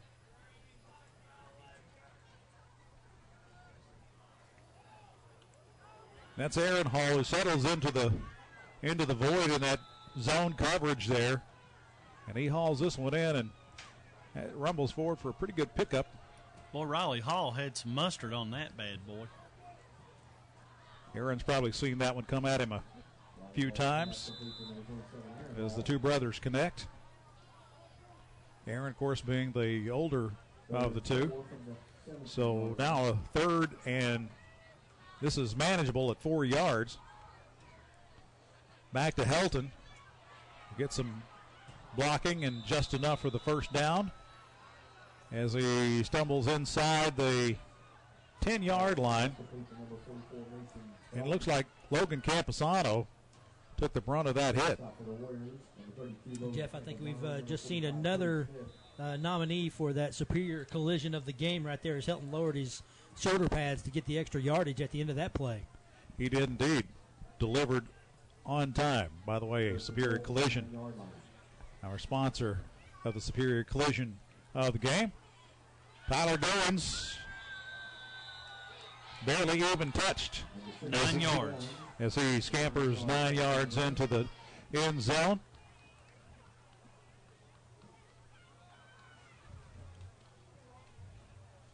So that silences the home crowd here at the reservation as they look up, and suddenly this second half is not the way they had drawn it up and hoped that it would be. No, you got Pulaski forces Southwestern to go 3 and out, and then the Maroons take the ball and march it right down the field. And Johnny Hines and company all over this thing at halftime in the adjustments they made.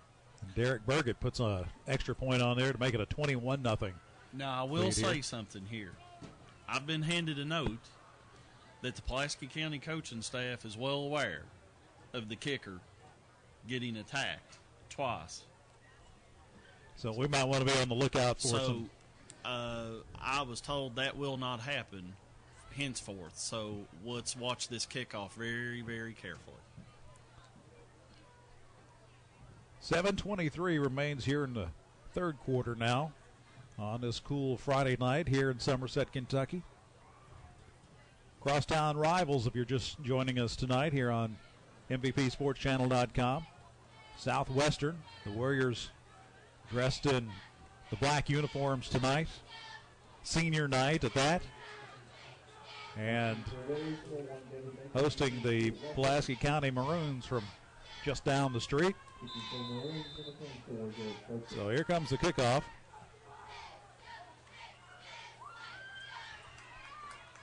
Well, they pushed him down, but they didn't hit him. He ran away. So after, I don't know that one lived up to the billing, but nonetheless, it was interesting to watch with a kicker situation. But either way, it results in a first down and 10 as the ball be spotted out across the 30-yard line at the 33. So it's first and 10 now for these Warriors in much need of some points here. Camposano straight ahead. Nothing.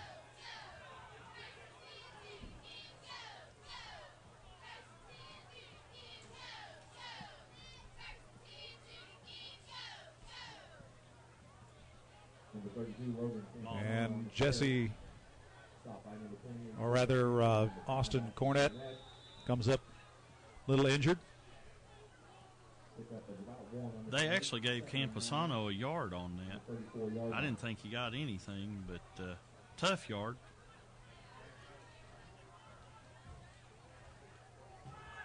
This time it's going to be the up man who does the dirty work, but positive yardage there. That's Chase Robinson, by the way. Chase is the fullback, the junior, 5'10", 223 pounds.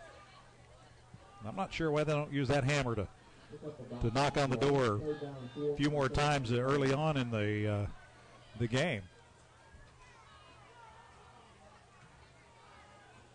They use him again, and he'll get back to the line of scrimmage, and that's all. Maybe. And maybe that just answered my question. That's why you don't go back to that too often. Exactly. Fourth and 4. Austin Smitty was talking with Coach Andy Stevens, but they're sending the punt unit out. And that's so hard for me to imagine that the quarterback would try to argue to go for it on fourth down. Southwestern's done a nice job punting these balls away from Aaron Hall, because right there's a young man that's a threat to go to the house. You talk about some quicks. He can indeed, as most of these Maroons have some speed and ability. It's a little rugby style here by Devin Baker, and a fair catch called for and made by Aaron Hall at the 35-yard line. So if you're Southwestern right now, you got to be hoping for maybe another turnover, another opportunity here. We had the one turnover and a nice return by Camposano inside the 5-yard line for Southwestern. It seemed to ignite them, but then another turnover given right back resulted in 6 points. So this Warriors defense needs a little spark. Helton hauls this one in and then lowers the head, and then extra yardage, second effort, and it's a first down Maroons. Yeah, he got that ball out to the 40, Pulaski 46. That's a gain of 11. Nice pitch and catch there between the freshmen. Mason Helton having a pretty good night at the tight end position. He's got 4 catches now for 63 yards. About 6 of that was all on his own, and the last 3 was just putting the helmet down and running over people. So down the seam, here's Tyler Goins. Nice catch and hauls this one in. That's completed inside the 30-yard line and a first down again for the Maroons, but Goins is slow to get up. That's a gain of 27. So Goins headed to the sidelines. Doesn't look like it's anything serious, but nonetheless. Ball spotted at the 28-yard line. So this will be first and 10 now, the 28-yard line of the Warriors. Riley Hall, Jeff, having a pretty good outing, his first experience in this rivalry. He now has 186 yards through the air. And Southwestern going to call a timeout with 4:17 left here in the third quarter with Pulaski up 21-zip. Well, speaking of scores, we'll try to give you some scores from around the area and get you an update as we move along through the evening. And, of course, we'll have a complete full scoreboard for you coming up tomorrow morning on MVPSportsChannel.com for both states of Tennessee and Kentucky. Jeff, they've gone to the third quarter over in Middlesboro.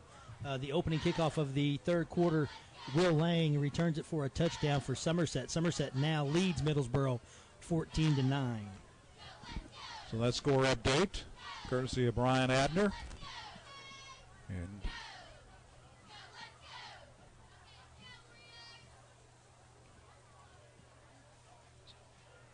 after this Southwestern game, one more regular season game on tap for the Maroons, and that'll be a good one as Christian County will cross the state 2.5, 3 hours later. We'll be here right across the other side of the city. And Southwestern will be at PC next week, too. They play Warren Central in the first game of that doubleheader in the Don Marshall Bowl.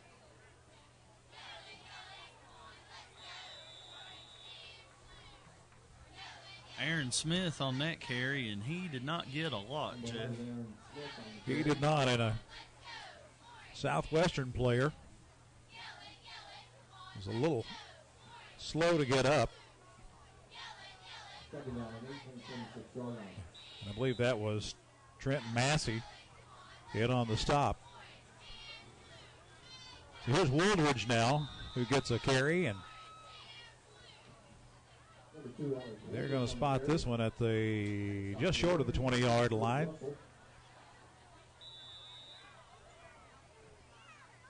So that'll bring up third down now, and about 4 yards to go. And a big stop here if the Warriors can manage. Look like a pressure coming from that middle of that 3-man defensive line. Pressure coming from the side here, and yes, indeed, it's an interception. And that caused by good pressure coming from the blind side of Riley Hall. That time the overload came from Lucas Brewer and Stuart Russell, who got in there. And that's the first lick I've seen Hall take tonight, and that one resulted in an interception and a turnover by the Maroons. Somebody tipped that ball, it looked like, at the line of scrimmage. unless my eyes are playing tricks on me. And again, another big defensive stop by Southwestern, and the Warriors needed that in the worst possible way. And you made a good point, Jeff. They got to figure out a way to bust this balloon because it's still up on that scoreboard, 21-zip, Pulaski on top.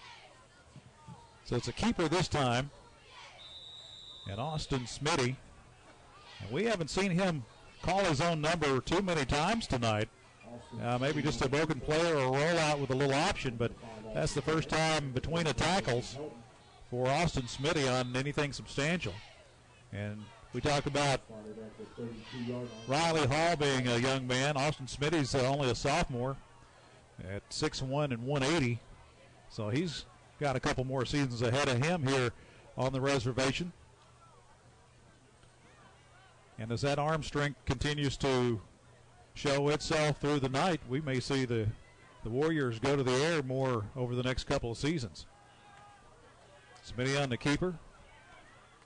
Blocking out front, but upended just short of the first down.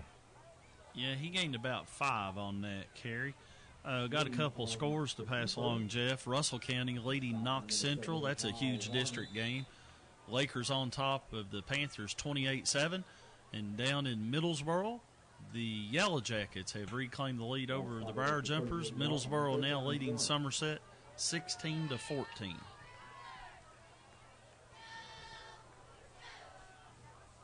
Big 3rd and 1. And again, Austin Smitty going to hang on to this one, pick up first down. And about 3. And it looks like the game plan at this point in time is for Austin Smitty to do the dirty work. Smitty a little ginger as he comes over to Coach Stevens to check in and get the play. You see the difference in the two teams. Riley Hall, Pulaski can go without a huddle. Smitty coming over to confer with Coach Stevens.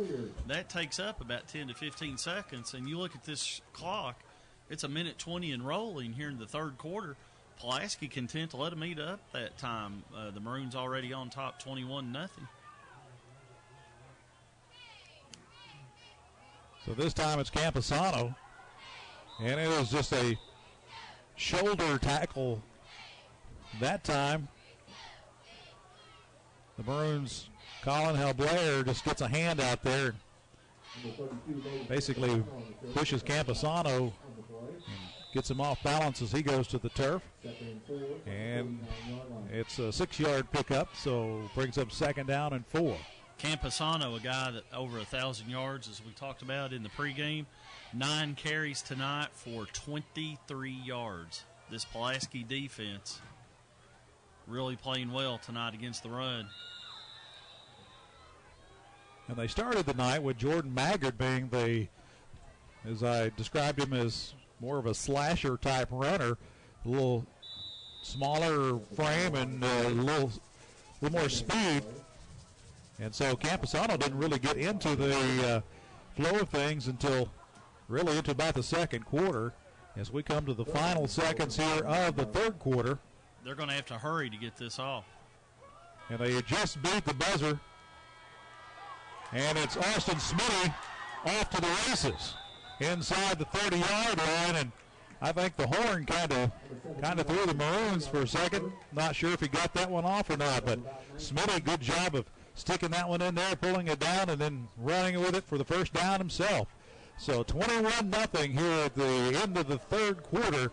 We'll be back in just a moment. You're watching sports here on MVPSportsChannel.com.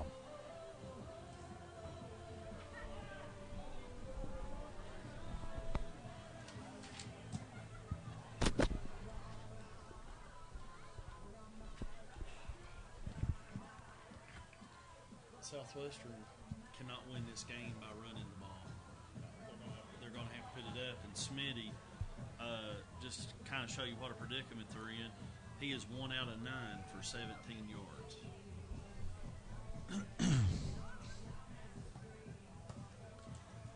Back to action with the fourth quarter forthcoming. Now we've seen a deficit with the Pulaski County Maroons and seen them overcome a pretty good one in the fourth quarter. earlier this season on the road. And we'll find out if Southwestern's Warriors have anything here to overcome a 21-0 deficit in the fourth quarter in the final 12 minutes of play here at home tonight. Well, Southwestern, let's be honest, the Warriors are in a hole. They're down 21-0. Now, the good news is they've got a drive going, a nice drive. They're first and 10 at Pulaski 30. We've only got 12 minutes left, and this is not a quick strike offense. But Austin Smitty is going to have to go to the air at some point in time. But goes to the ground here, and Camposano lost his footing. Just lost his footing there, indeed. He was about to turn the corner, and might have had another 5 or 6 to tack onto that, but you're going to give him 2.5. So it's now 2nd and 8. And that clock continues to creep along.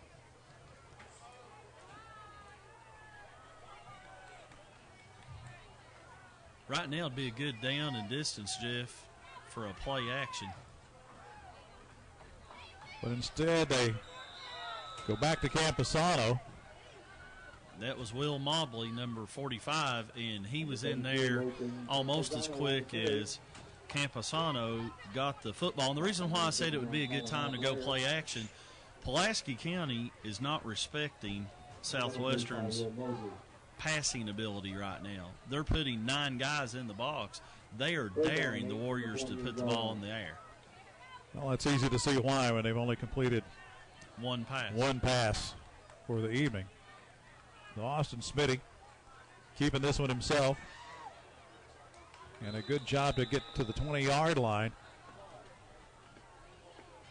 He's going to be just short where they marked it. And that's which side of the 20 was the important part of that. So it's going to be 4th and short. And obviously the Warriors are going to go for it here with Coach Stevens. No hesitation with a 21-point deficit. One thing you've seen, you have to be careful here. Pulaski's been known to go for that hard count. Absolutely. And a little misdirection this time results in the first down carry by Camposano. But Smitty did a good job of just hanging on to that one long enough to spin and get it in the breadbasket. Camposano got that thing down to about the 18, so that's a gain of 3. So Southwestern, dare I say it, the first time they've been inside the red zone all night. So the Warriors now with an opportunity late to try to get back in this thing. But they've got to be at a little quicker pace. And there's that little fake off of that spin move, and this time it's a jump ball. And Smitty intended this one for the big man, 87, Gunnar Pittman, who's a tight end. He's 6'3", 265. I think that was our buddy Jacob Denny back in coverage again, number 28. Gomer's been everywhere tonight.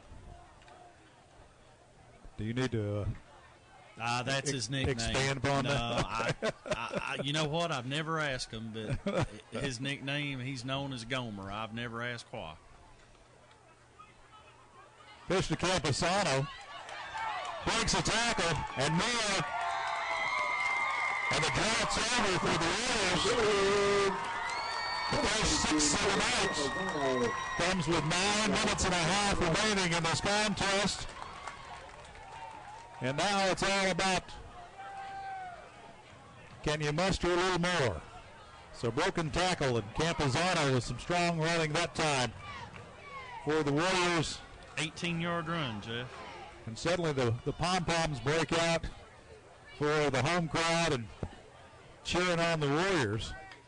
Here comes the point after attempt. And Baker.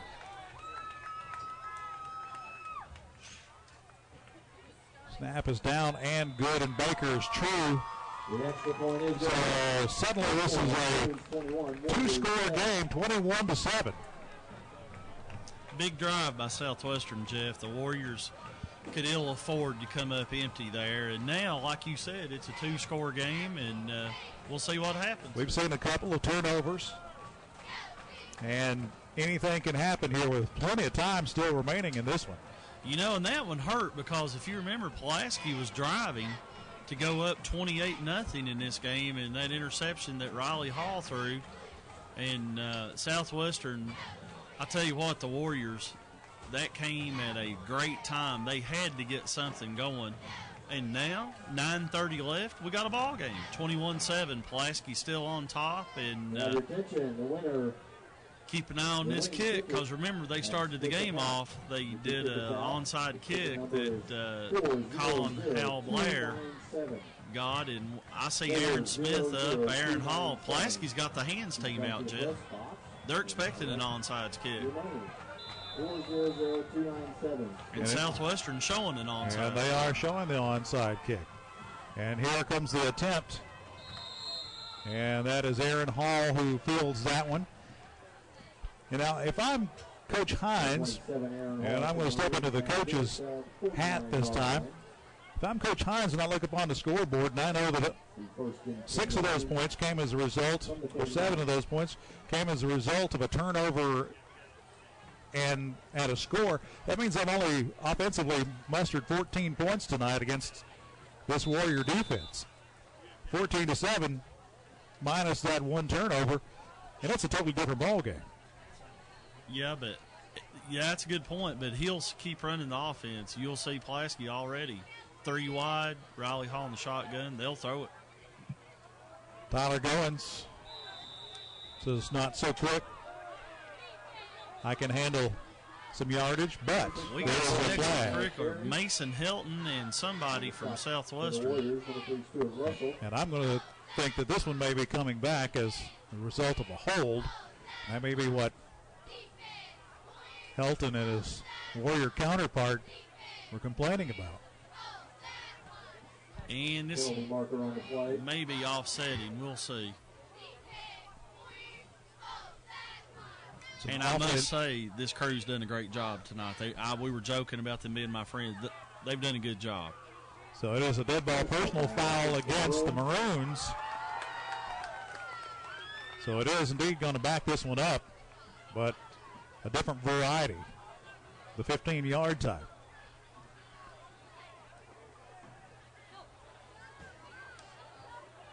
So that one, not sure. I think it's a situation where they probably caught the second guy. Because I assure you that wasn't just a one-way thing. It never is. No. Never. Takes 2 to tango. You better believe it. And it's 2nd down and 18 now for the Maroons. Riley Hall, he's got a man open, and that's Woolridge. But Woolridge is well defended. And Morgan Wright had him dead to right. I tell you what, though, if Riley could have got about another yard out in front, that might have gone for 6. Pretty pass, wasn't it? He did indeed, yeah. He had the right idea down the sidelines there. And as they tell you in the NFL, if you got one-on-one coverage, he's open.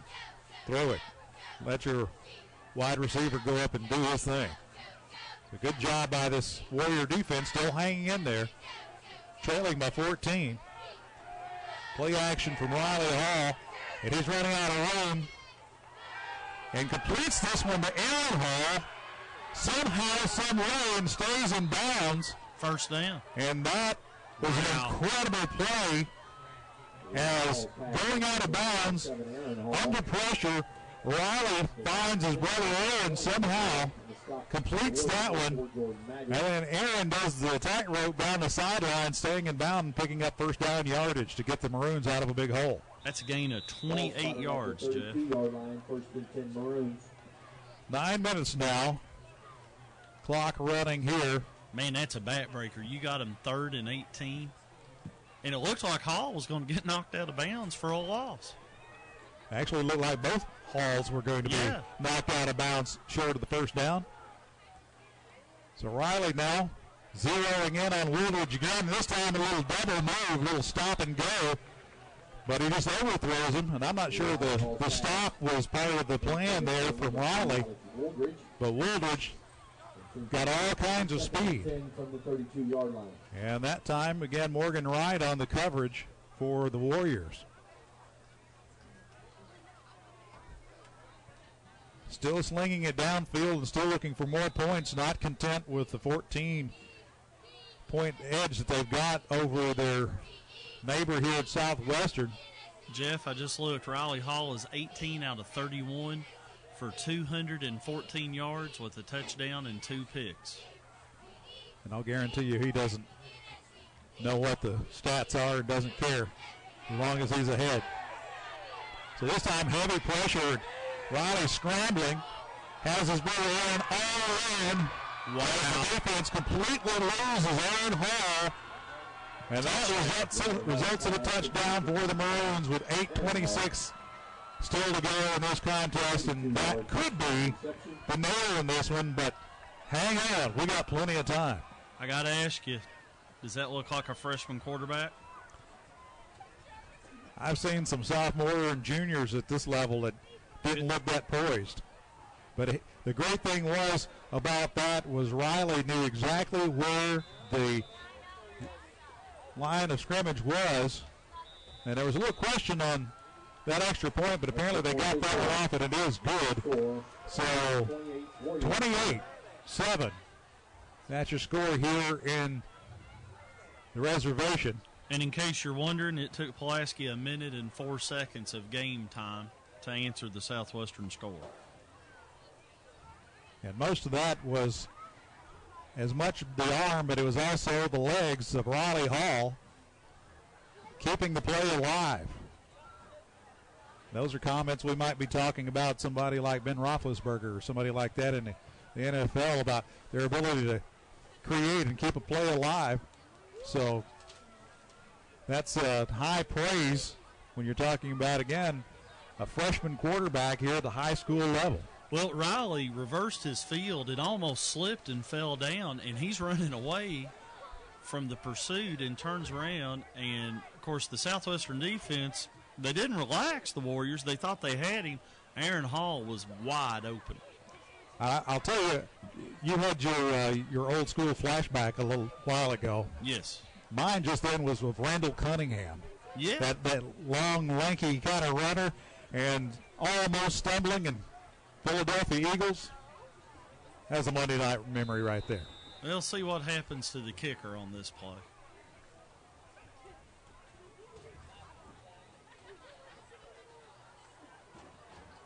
Pulaski County. Yeah, they took him down. Look at that. Look at midfield. They took him down that time. But it's a big return for Southwestern, and the flag's thrown. So Baker, the player on, he's down to the house in this foot race. They're not going to catch him. The guys watching the kicker, but that was frustration. Yes, indeed. Pulaski County getting sick and tired of the kicker getting hit. That was frustration. That flag is against the Maroons. So no. So this one, man, illegal use of the hands. Well, there was another flag. I thought they got the kid from Pulaski for hitting him in the back. Number 59, Colin Hal Blair. As soon as, I don't know the name, 45, as soon as he hit the kicker and knocked him down, when he got up, Colin Hal Blair looked for him and flat pancaked that kid. That's what I thought the flag was going to be for, guys, but it ended up being a block in the back against Southwestern, and now one official saying touchdown. Yeah, Cody Smith got buried. Touchdown. There was a touchdown by the Warriors. And that one was about 92 yards. Yeah, I think the penalty I thought was on Blair for hitting the kid in the back, but you're going to get that. And if I'm Johnny Hines, I'm going to pat Colin Hal Blair on the back. You don't let a team do that to your kicker.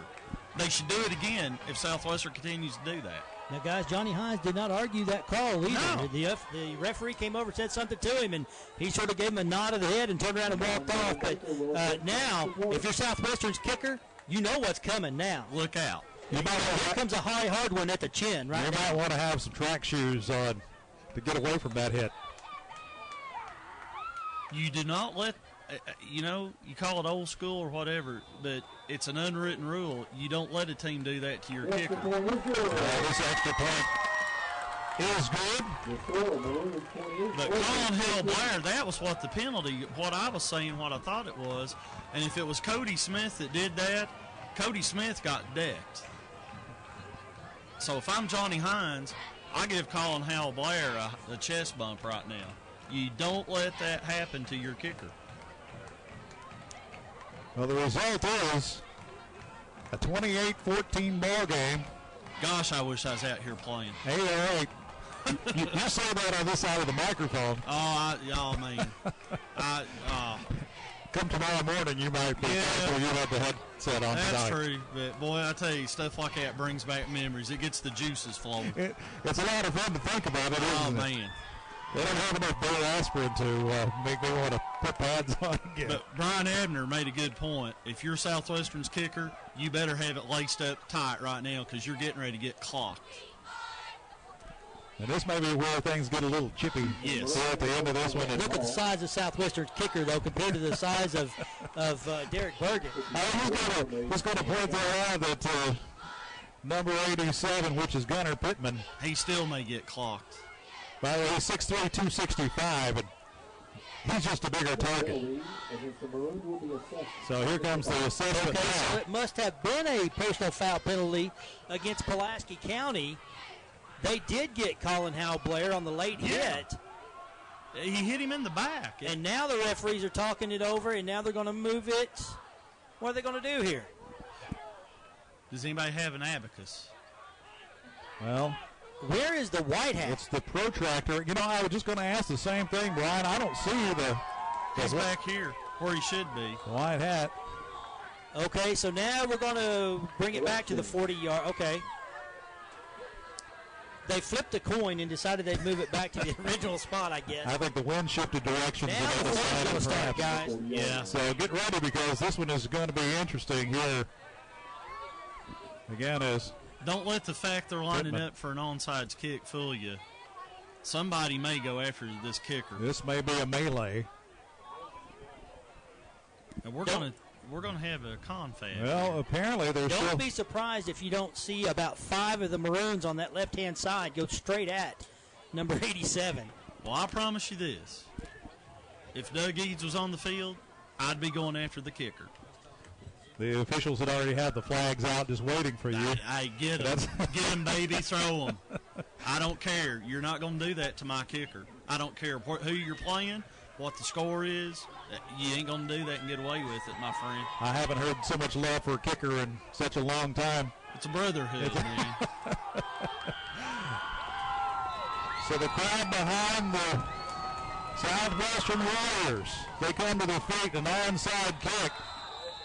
And the scrum at the 50-yard line. And so the ball is spotted there. Well, it wasn't a true kickoff. It was an onside thing. But still, it wouldn't have shocked me to see about 4 kids run at him. I promise you I would have. I'd have clocked him. Legally or illegally, it don't matter. He would be on the turf right now. It's good for you guys to admit this and get it out of your system. Admission is the first step, they say. My motto was, if you get one of mine, I'm going to get 2 of yours. You know what I mean? The war of attrition. You better believe it. You get 2 of mine, I'm getting 3 of yours. 1st and 10 for the Maroons, and the Warriors showing some pressure. And that pressure is sidestepped by Tyler Goins, who is upended and dropped at the 40-yard line. And they're going to say it's on the first down side of the 40. On the stop for the Warriors, number 3, Stuart Russell. Gain of 10. Tyler Goins, Jeff, had a pretty quiet evening, but he's up to 86 yards now after getting off to a slow start. If you remember, Southwestern had him for that 9-yard loss earlier. And Tyler tends to get a little stronger as the game goes on, as this defense begins to wear down a little bit, and this is where he usually makes it up in big chunks. First down for the Maroons. Approaching the 7.5 mark Woolridge on the sweep. And Woolridge drops the ball. And I believe it's going to be recovered by the Maroons, and it is. So that one was dangerous. Fumble on the play, recovered by Jeff, have a score from over at Middlesboro. 7 minutes to go in the ball game. Middlesboro up 18-14 over Somerset. If you've got scores, let us know about them here at MVPSportsChannel.com. We'll give you a full slate coming up tomorrow. You can find out how your favorite team or your favorite team to hate did across Tennessee and Kentucky. You know, it's getting that time of the season. Tyler Goins, first down and more. Finally drugged down as he nears the 25-yard line. Tyler getting close to that century mark, Jeff. Tyler Goins on the carry. We just talked about how Tyler, he's very smooth in the way that he runs, and I've heard of some running back coaches say one time that patient running made for some fresh legs late in the game, and don't expect it all to come in the first half. So Tyler, evident of that. Maroons now, play action this time. Riley Hall being pressured, has Aaron Hall completed and is spun out of bounds inside the 15. Riley Hall pass. And 27 Aaron Hall. And the stop for the Warriors. Now 6-17, and that moves the sticks. First down for the Maroons. Down at the 14, that's a gain of 12. At the 14-yard line, first and 10 Maroons. Jeff, that puts Aaron Hall. He now has 104 yards receiving on 6 receptions and a touchdown. So the Hall boys had a pretty good night. And this Warrior defense hoping to make a stand and prevent something here. Tyler Goins out to the slot. Down the middle. And that time, that one on Riley Hall, intended for Mason Helton again, but that one thrown behind him. And that's the second one that he's thrown in that little seam route tonight that's been behind Helton. Is it that Helton is a little faster than maybe Riley thought?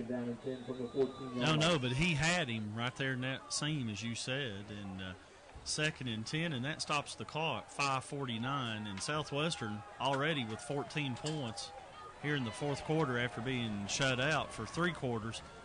And the stoppage of the clock is a favor for the Warriors. And they gobble up Tyler Goins on this second down carry, and he gains about a yard. But the clock is rolling now as we near the 5.5-minute mark. Yeah, the clock is definitely an ally of Pulaski County. What I was getting ready to say, if you're Southwestern, you can ill afford to give PC anything else, because even a field goal makes it a 3-score game. Very little time and a very methodical offense. I want Pulaski. I'd like to see at least one more kickoff by the Maroons, see what happens. You're just tempting fate, aren't you? Yeah, I am. Again, empty backfield. This time a little swing is set up but dropped. Tyler Goins, that one goes in and out of his hands, and that looked like Tyler might have been ready to run before he hauled that one in. And we're going to attempt, the Maroons, we're going to see a field goal attempt here, I believe, by young Mr. Burgett, a freshman. Plays on the soccer team, got a great leg. Important part of that, again, is that incompletion stops the clock and favors the Warriors in this particular case here. They're going to put this ball down at the 20, so it's going to be a 30-yard attempt. Kyle Nall with a hold for Burgett, and here's a fake. And this one is going to be short of the first down. And Jesse Whitaker simply couldn't muster the necessary yardage.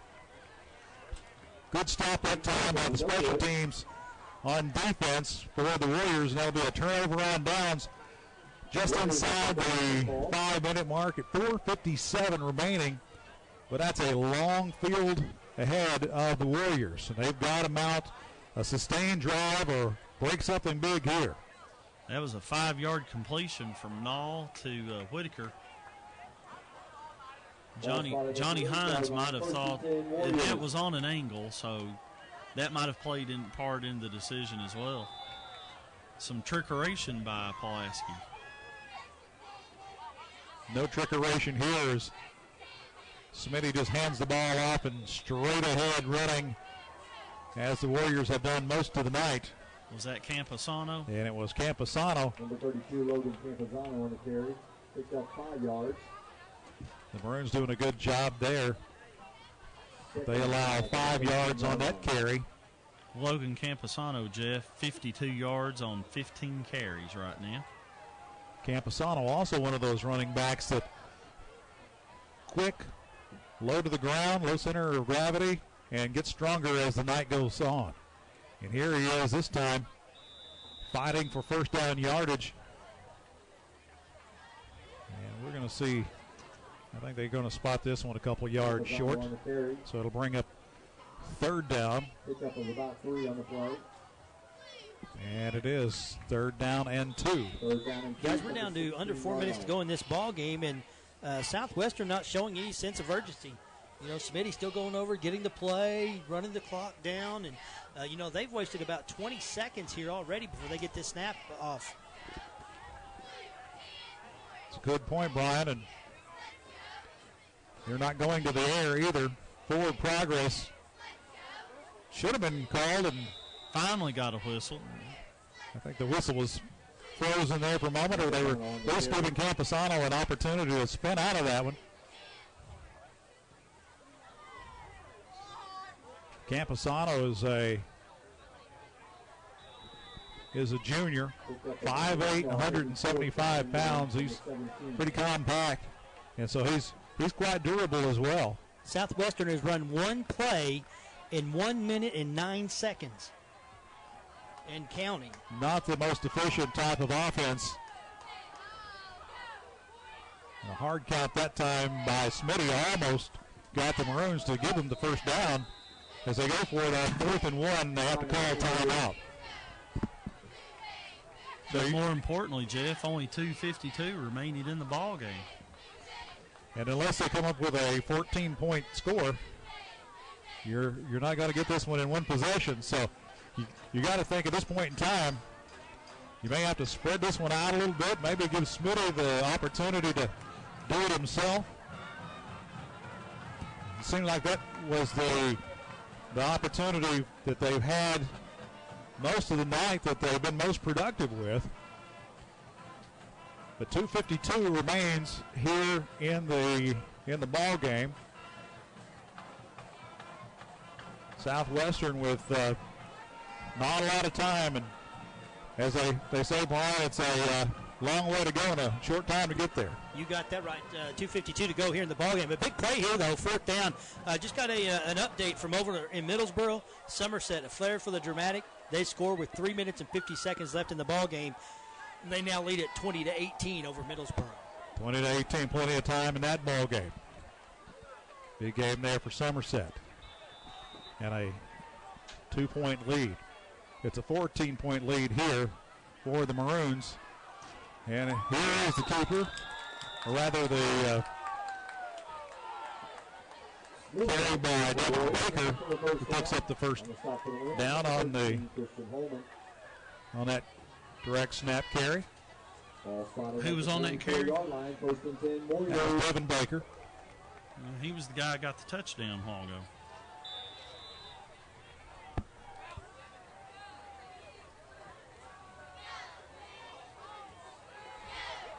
So now Smitty rockers this one, and it's been the same story all night long for Stuart Russell. He has been targeted, and that's about it. He has been rifled several times and has yet to get a meaningful completion.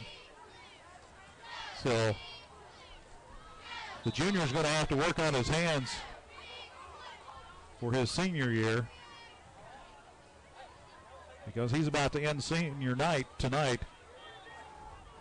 on a loss if these Warriors can't come up with some kind of answer. Here comes the pressure, and Smith is in there.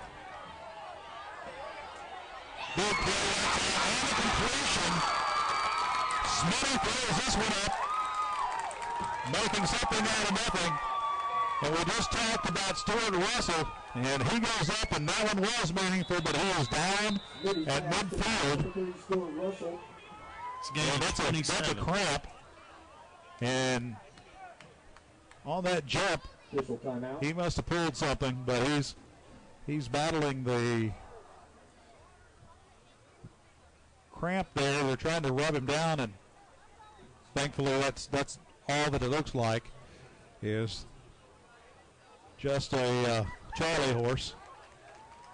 And he's up and walking that one off on the sidelines, but well, Aaron Smith came free on a blitz off the right side of the D line, and he had a free shot at Smitty, and he just missed him. He whiffed on it, and Smitty acrobatic moved back there and just heaved it up, and Russell went up and made a play for his quarterback. We've seen that out of Riley Hall on the other side of the coin for the Maroons tonight, and so now Smitty with a chance to answer, and some acrobatics back there in the backfield, and this is a false start as James Vincent in the game for Russell, who jumped a little early. Yeah, you actually had two receivers up here at the top on the Pulaski sideline, top of your screen. Both went in motion downfield, and that's inexcusable. Those guys don't even have to know what the snap count is. They just look inside and move when the ball's snapped. I'm pretty sure that Vincent didn't anticipate on being in the game at this juncture. So here's Smitty. Intended this one for Pittman, and the big man rumbles downfield, but it was actually Christian Coates who gets his hands on it and then just bobbled it away and couldn't hang on for the interception, because that certainly would have put things away here for the Maroons. 2:22 now remains in the game, and a 14-point lead for Pulaski County. And I think Christian Coates would tell you I should have had that one. I bet he will, probably more than once. You going to ask him about that for the article tomorrow? I might, because he hit a home run off me in church league this summer, and I've not forgotten it.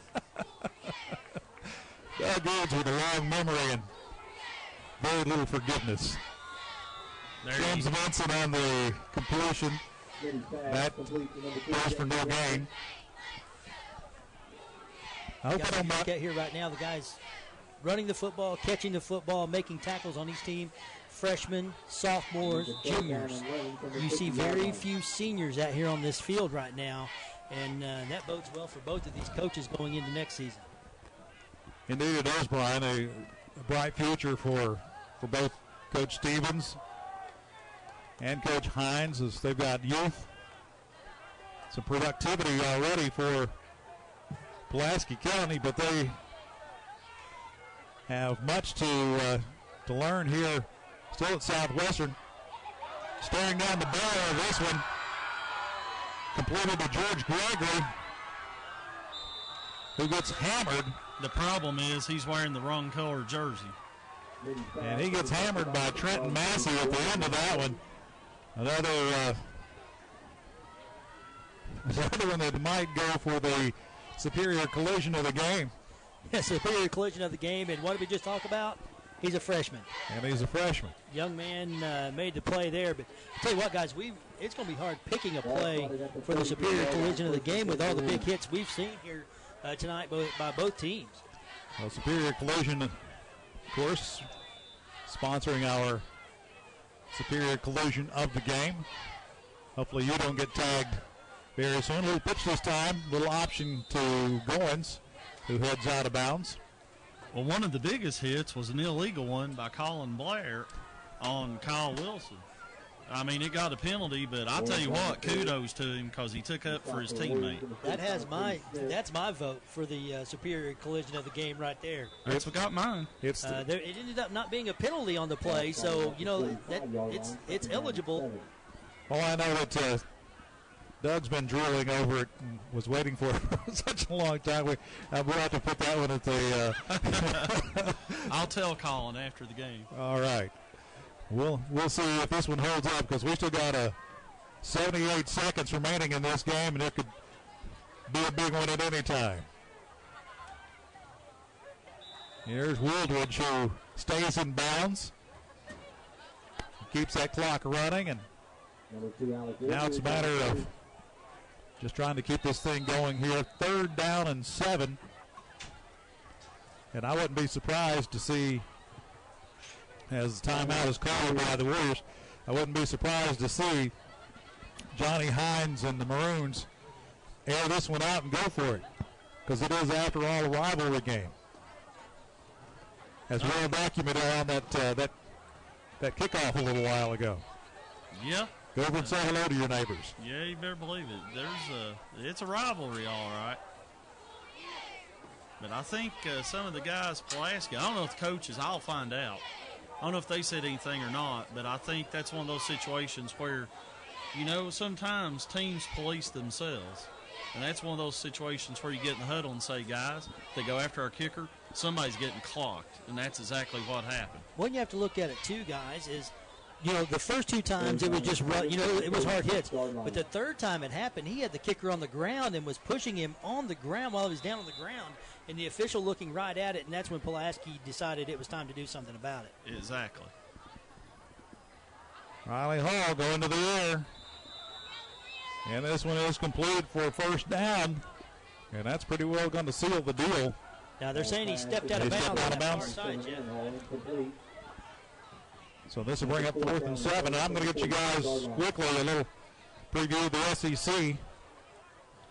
Coming Kentucky loses. Georgia's already up 14-0. That answers that one. Yes, Kentucky loses. How about LSU at Texas A&M? That one's interesting to me. I'm going Texas A&M. LSU. 4th down, and we'll presume that this one's going to be punted away. By the way, I think I got every one of my picks right last week. I think you did. This one takes a good Pulaski County roll. And I did remember what I said to you. I think I was 6 for 6 last week. I believe you were. How about Auburn at Vanderbilt? Ooh, Who cares? Yeah.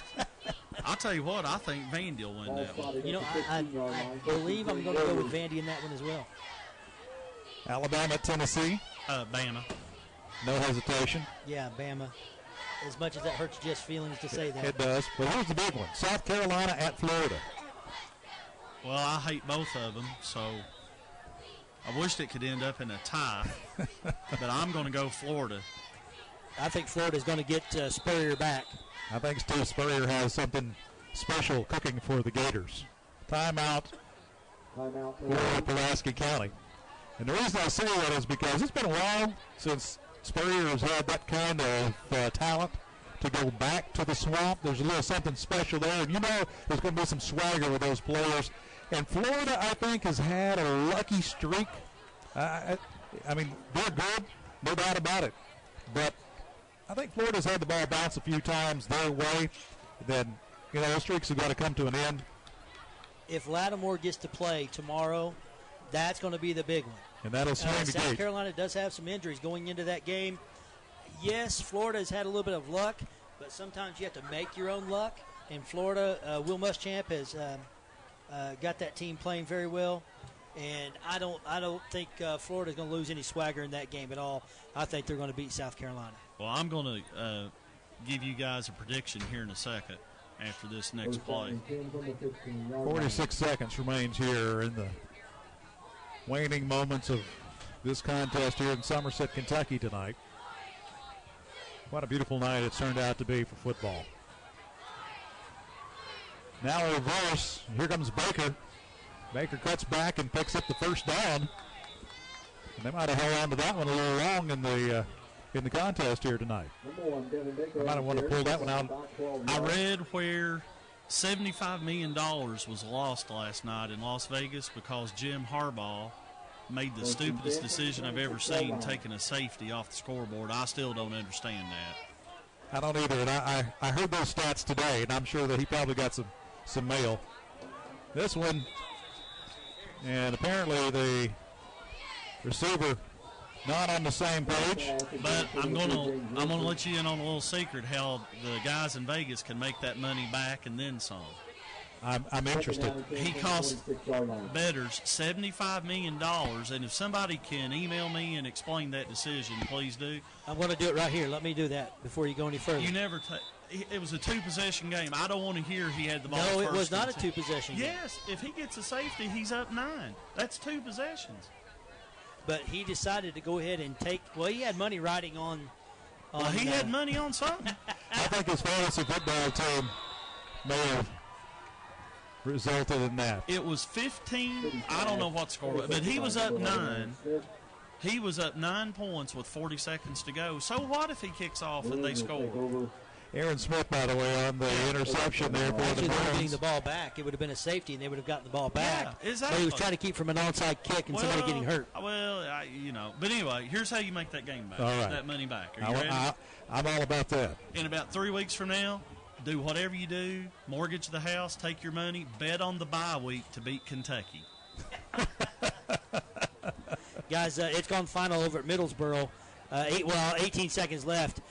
Somerset has scored again. It's now 27-14. Briar Jumpers going to come back and win that game. So Briar Jumpers winners. The Maroons are winners tonight. And Southwestern on the short end of the 28-14 score here at home tonight. But a valiant effort nonetheless. Maroons 28-14.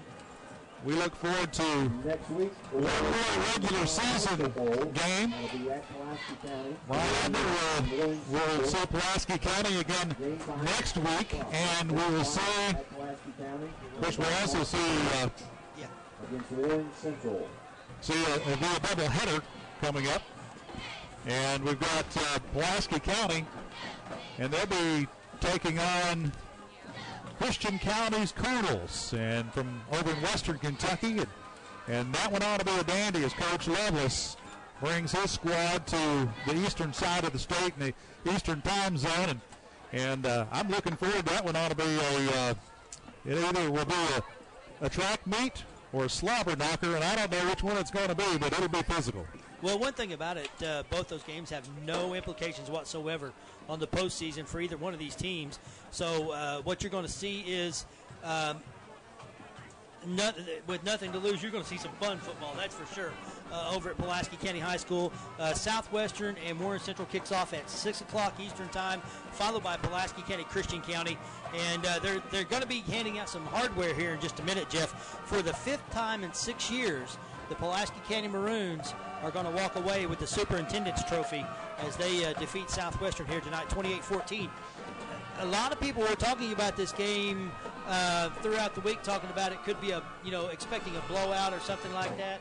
But I tell you what, Southwestern played a great game tonight. They came with it, and it shows you in a rivalry game, the old cliche, throw the records out. Throw them out. Literally, throw them out because these two teams flat went at it tonight. They did, and it was an entertaining ball game, and of course the Warriors in it right down to the wire, and they have been in several games. They just have a few things to work on, obviously, going into this offseason. But one more game, and they could pull up a big upset over Warren Central will be huge to close things out. But I want to say, first of all, we've got to make a choice here on the collision of the game. Yeah, we'll get that here in a minute as they're getting ready to have a prayer at midfield.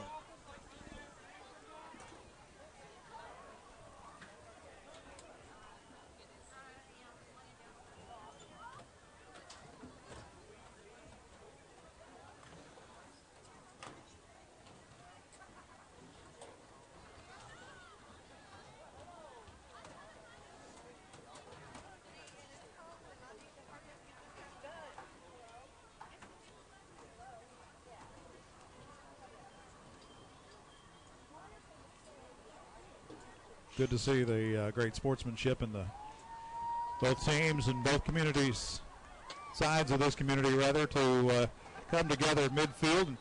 And Brian, the big hit, the Superior Collision of the game, brought to you by our friends at Superior Collision. Terry and the gang, by the way, if you happen to get tagged yourself and you have one of those collisions, make it a Superior Collision. And make sure that you talk to Terry and the guys and get your ride back in order as soon as possible and looking great to boot. On West Highway 80 in Somerset, call 451-8788 for Superior Collision. My vote, as Doug and I have already talked about it, my vote is going to Colin Hal Blair, who finally stood up for his kicker a little bit there and just had the big hit on that kickoff. And, I mean, we had several throughout the night from both sides, but that's my vote, is Colin Hal Blair. I think we're going to give it to Colin tonight, and was indeed, it's probably not only a solid collision as you'll ever see, but it was also probably one of the most entertaining and pre-promoted collisions that we're going to see for a while. As these two teams, as you said, get set for the Don Marshall Bowl next week over at Pulaski County High School. And we were thinking throughout the week that this game may become a JV game, that each team may sit some of their players, especially the Pulaski kids. As you see, Jacob Gross going to make a run over here to the near sideline and pick up that superintendent's trophy, as it is a traveling trophy going back over to the Pulaski County Maroons. As we said, 5th time in 6 years that they will take that trophy over to the north end of town. And as the Don Marshall Bowl gets underway next week, according to Coach Hines, they're going to be playing at full strength. They're not going to sit anybody out. And I'm sure, as you know, Southwestern will play anybody, all hands on deck. They're going to play everybody as well. So, and also looking like very good weather for next Friday. They're giving highs up in the upper 70s on Friday of next week. So, looks like the weather will be perfect for that game. If you remember last year, that game was held over here, the Don Marshall Bowl, and they had a sleet advisory out during that game. So some sleet and ice and snow and all that good stuff, and it didn't really help the bowl game. But this coming Friday night, next Friday night, it's going to be really nice weather, highs in the upper 70s. So it's going to be a great night for football. I have tipped the weatherman, and we're going to see if he holds true on some pretty good promises here for some better weather. Either way, it's going to come to you right here on MVPSportsChannel.com. We're happy to have been here tonight, part of this particular contest, and we've had ourselves a good time again back here at Southwestern, and the hospitality has been fantastic, Brian. I got my last dibs on some food as it was headed out the door here from the press box, because their students do such a fine job, and they it's always a fun part of the conversation about what's going to be served in the press box at Southwestern. And if you notice, during the third quarter, I didn't get to talk that much because I had a big plate full of food that I was eating down here. So thanks to everybody for tonight, Southwestern and Scott Gregory, all of the young ladies who cook food for us. They treat us so nice over here at Southwestern, and look forward to making the trip back over here sometime next season. Also, we'll be over here for basketball season this year, too. Absolutely. It's a basketball season yet to come, and we'll have some schools all around Tennessee and Kentucky, and we'll be looking forward to it. Until next week, when we bring you some more action, of course, it's all right here for replay. Be sure to pass it along on Facebook and on Twitter to all your friends that you can tune in and catch all the action right here on MVPSportsChannel.com. Have yourself a great rest of the night.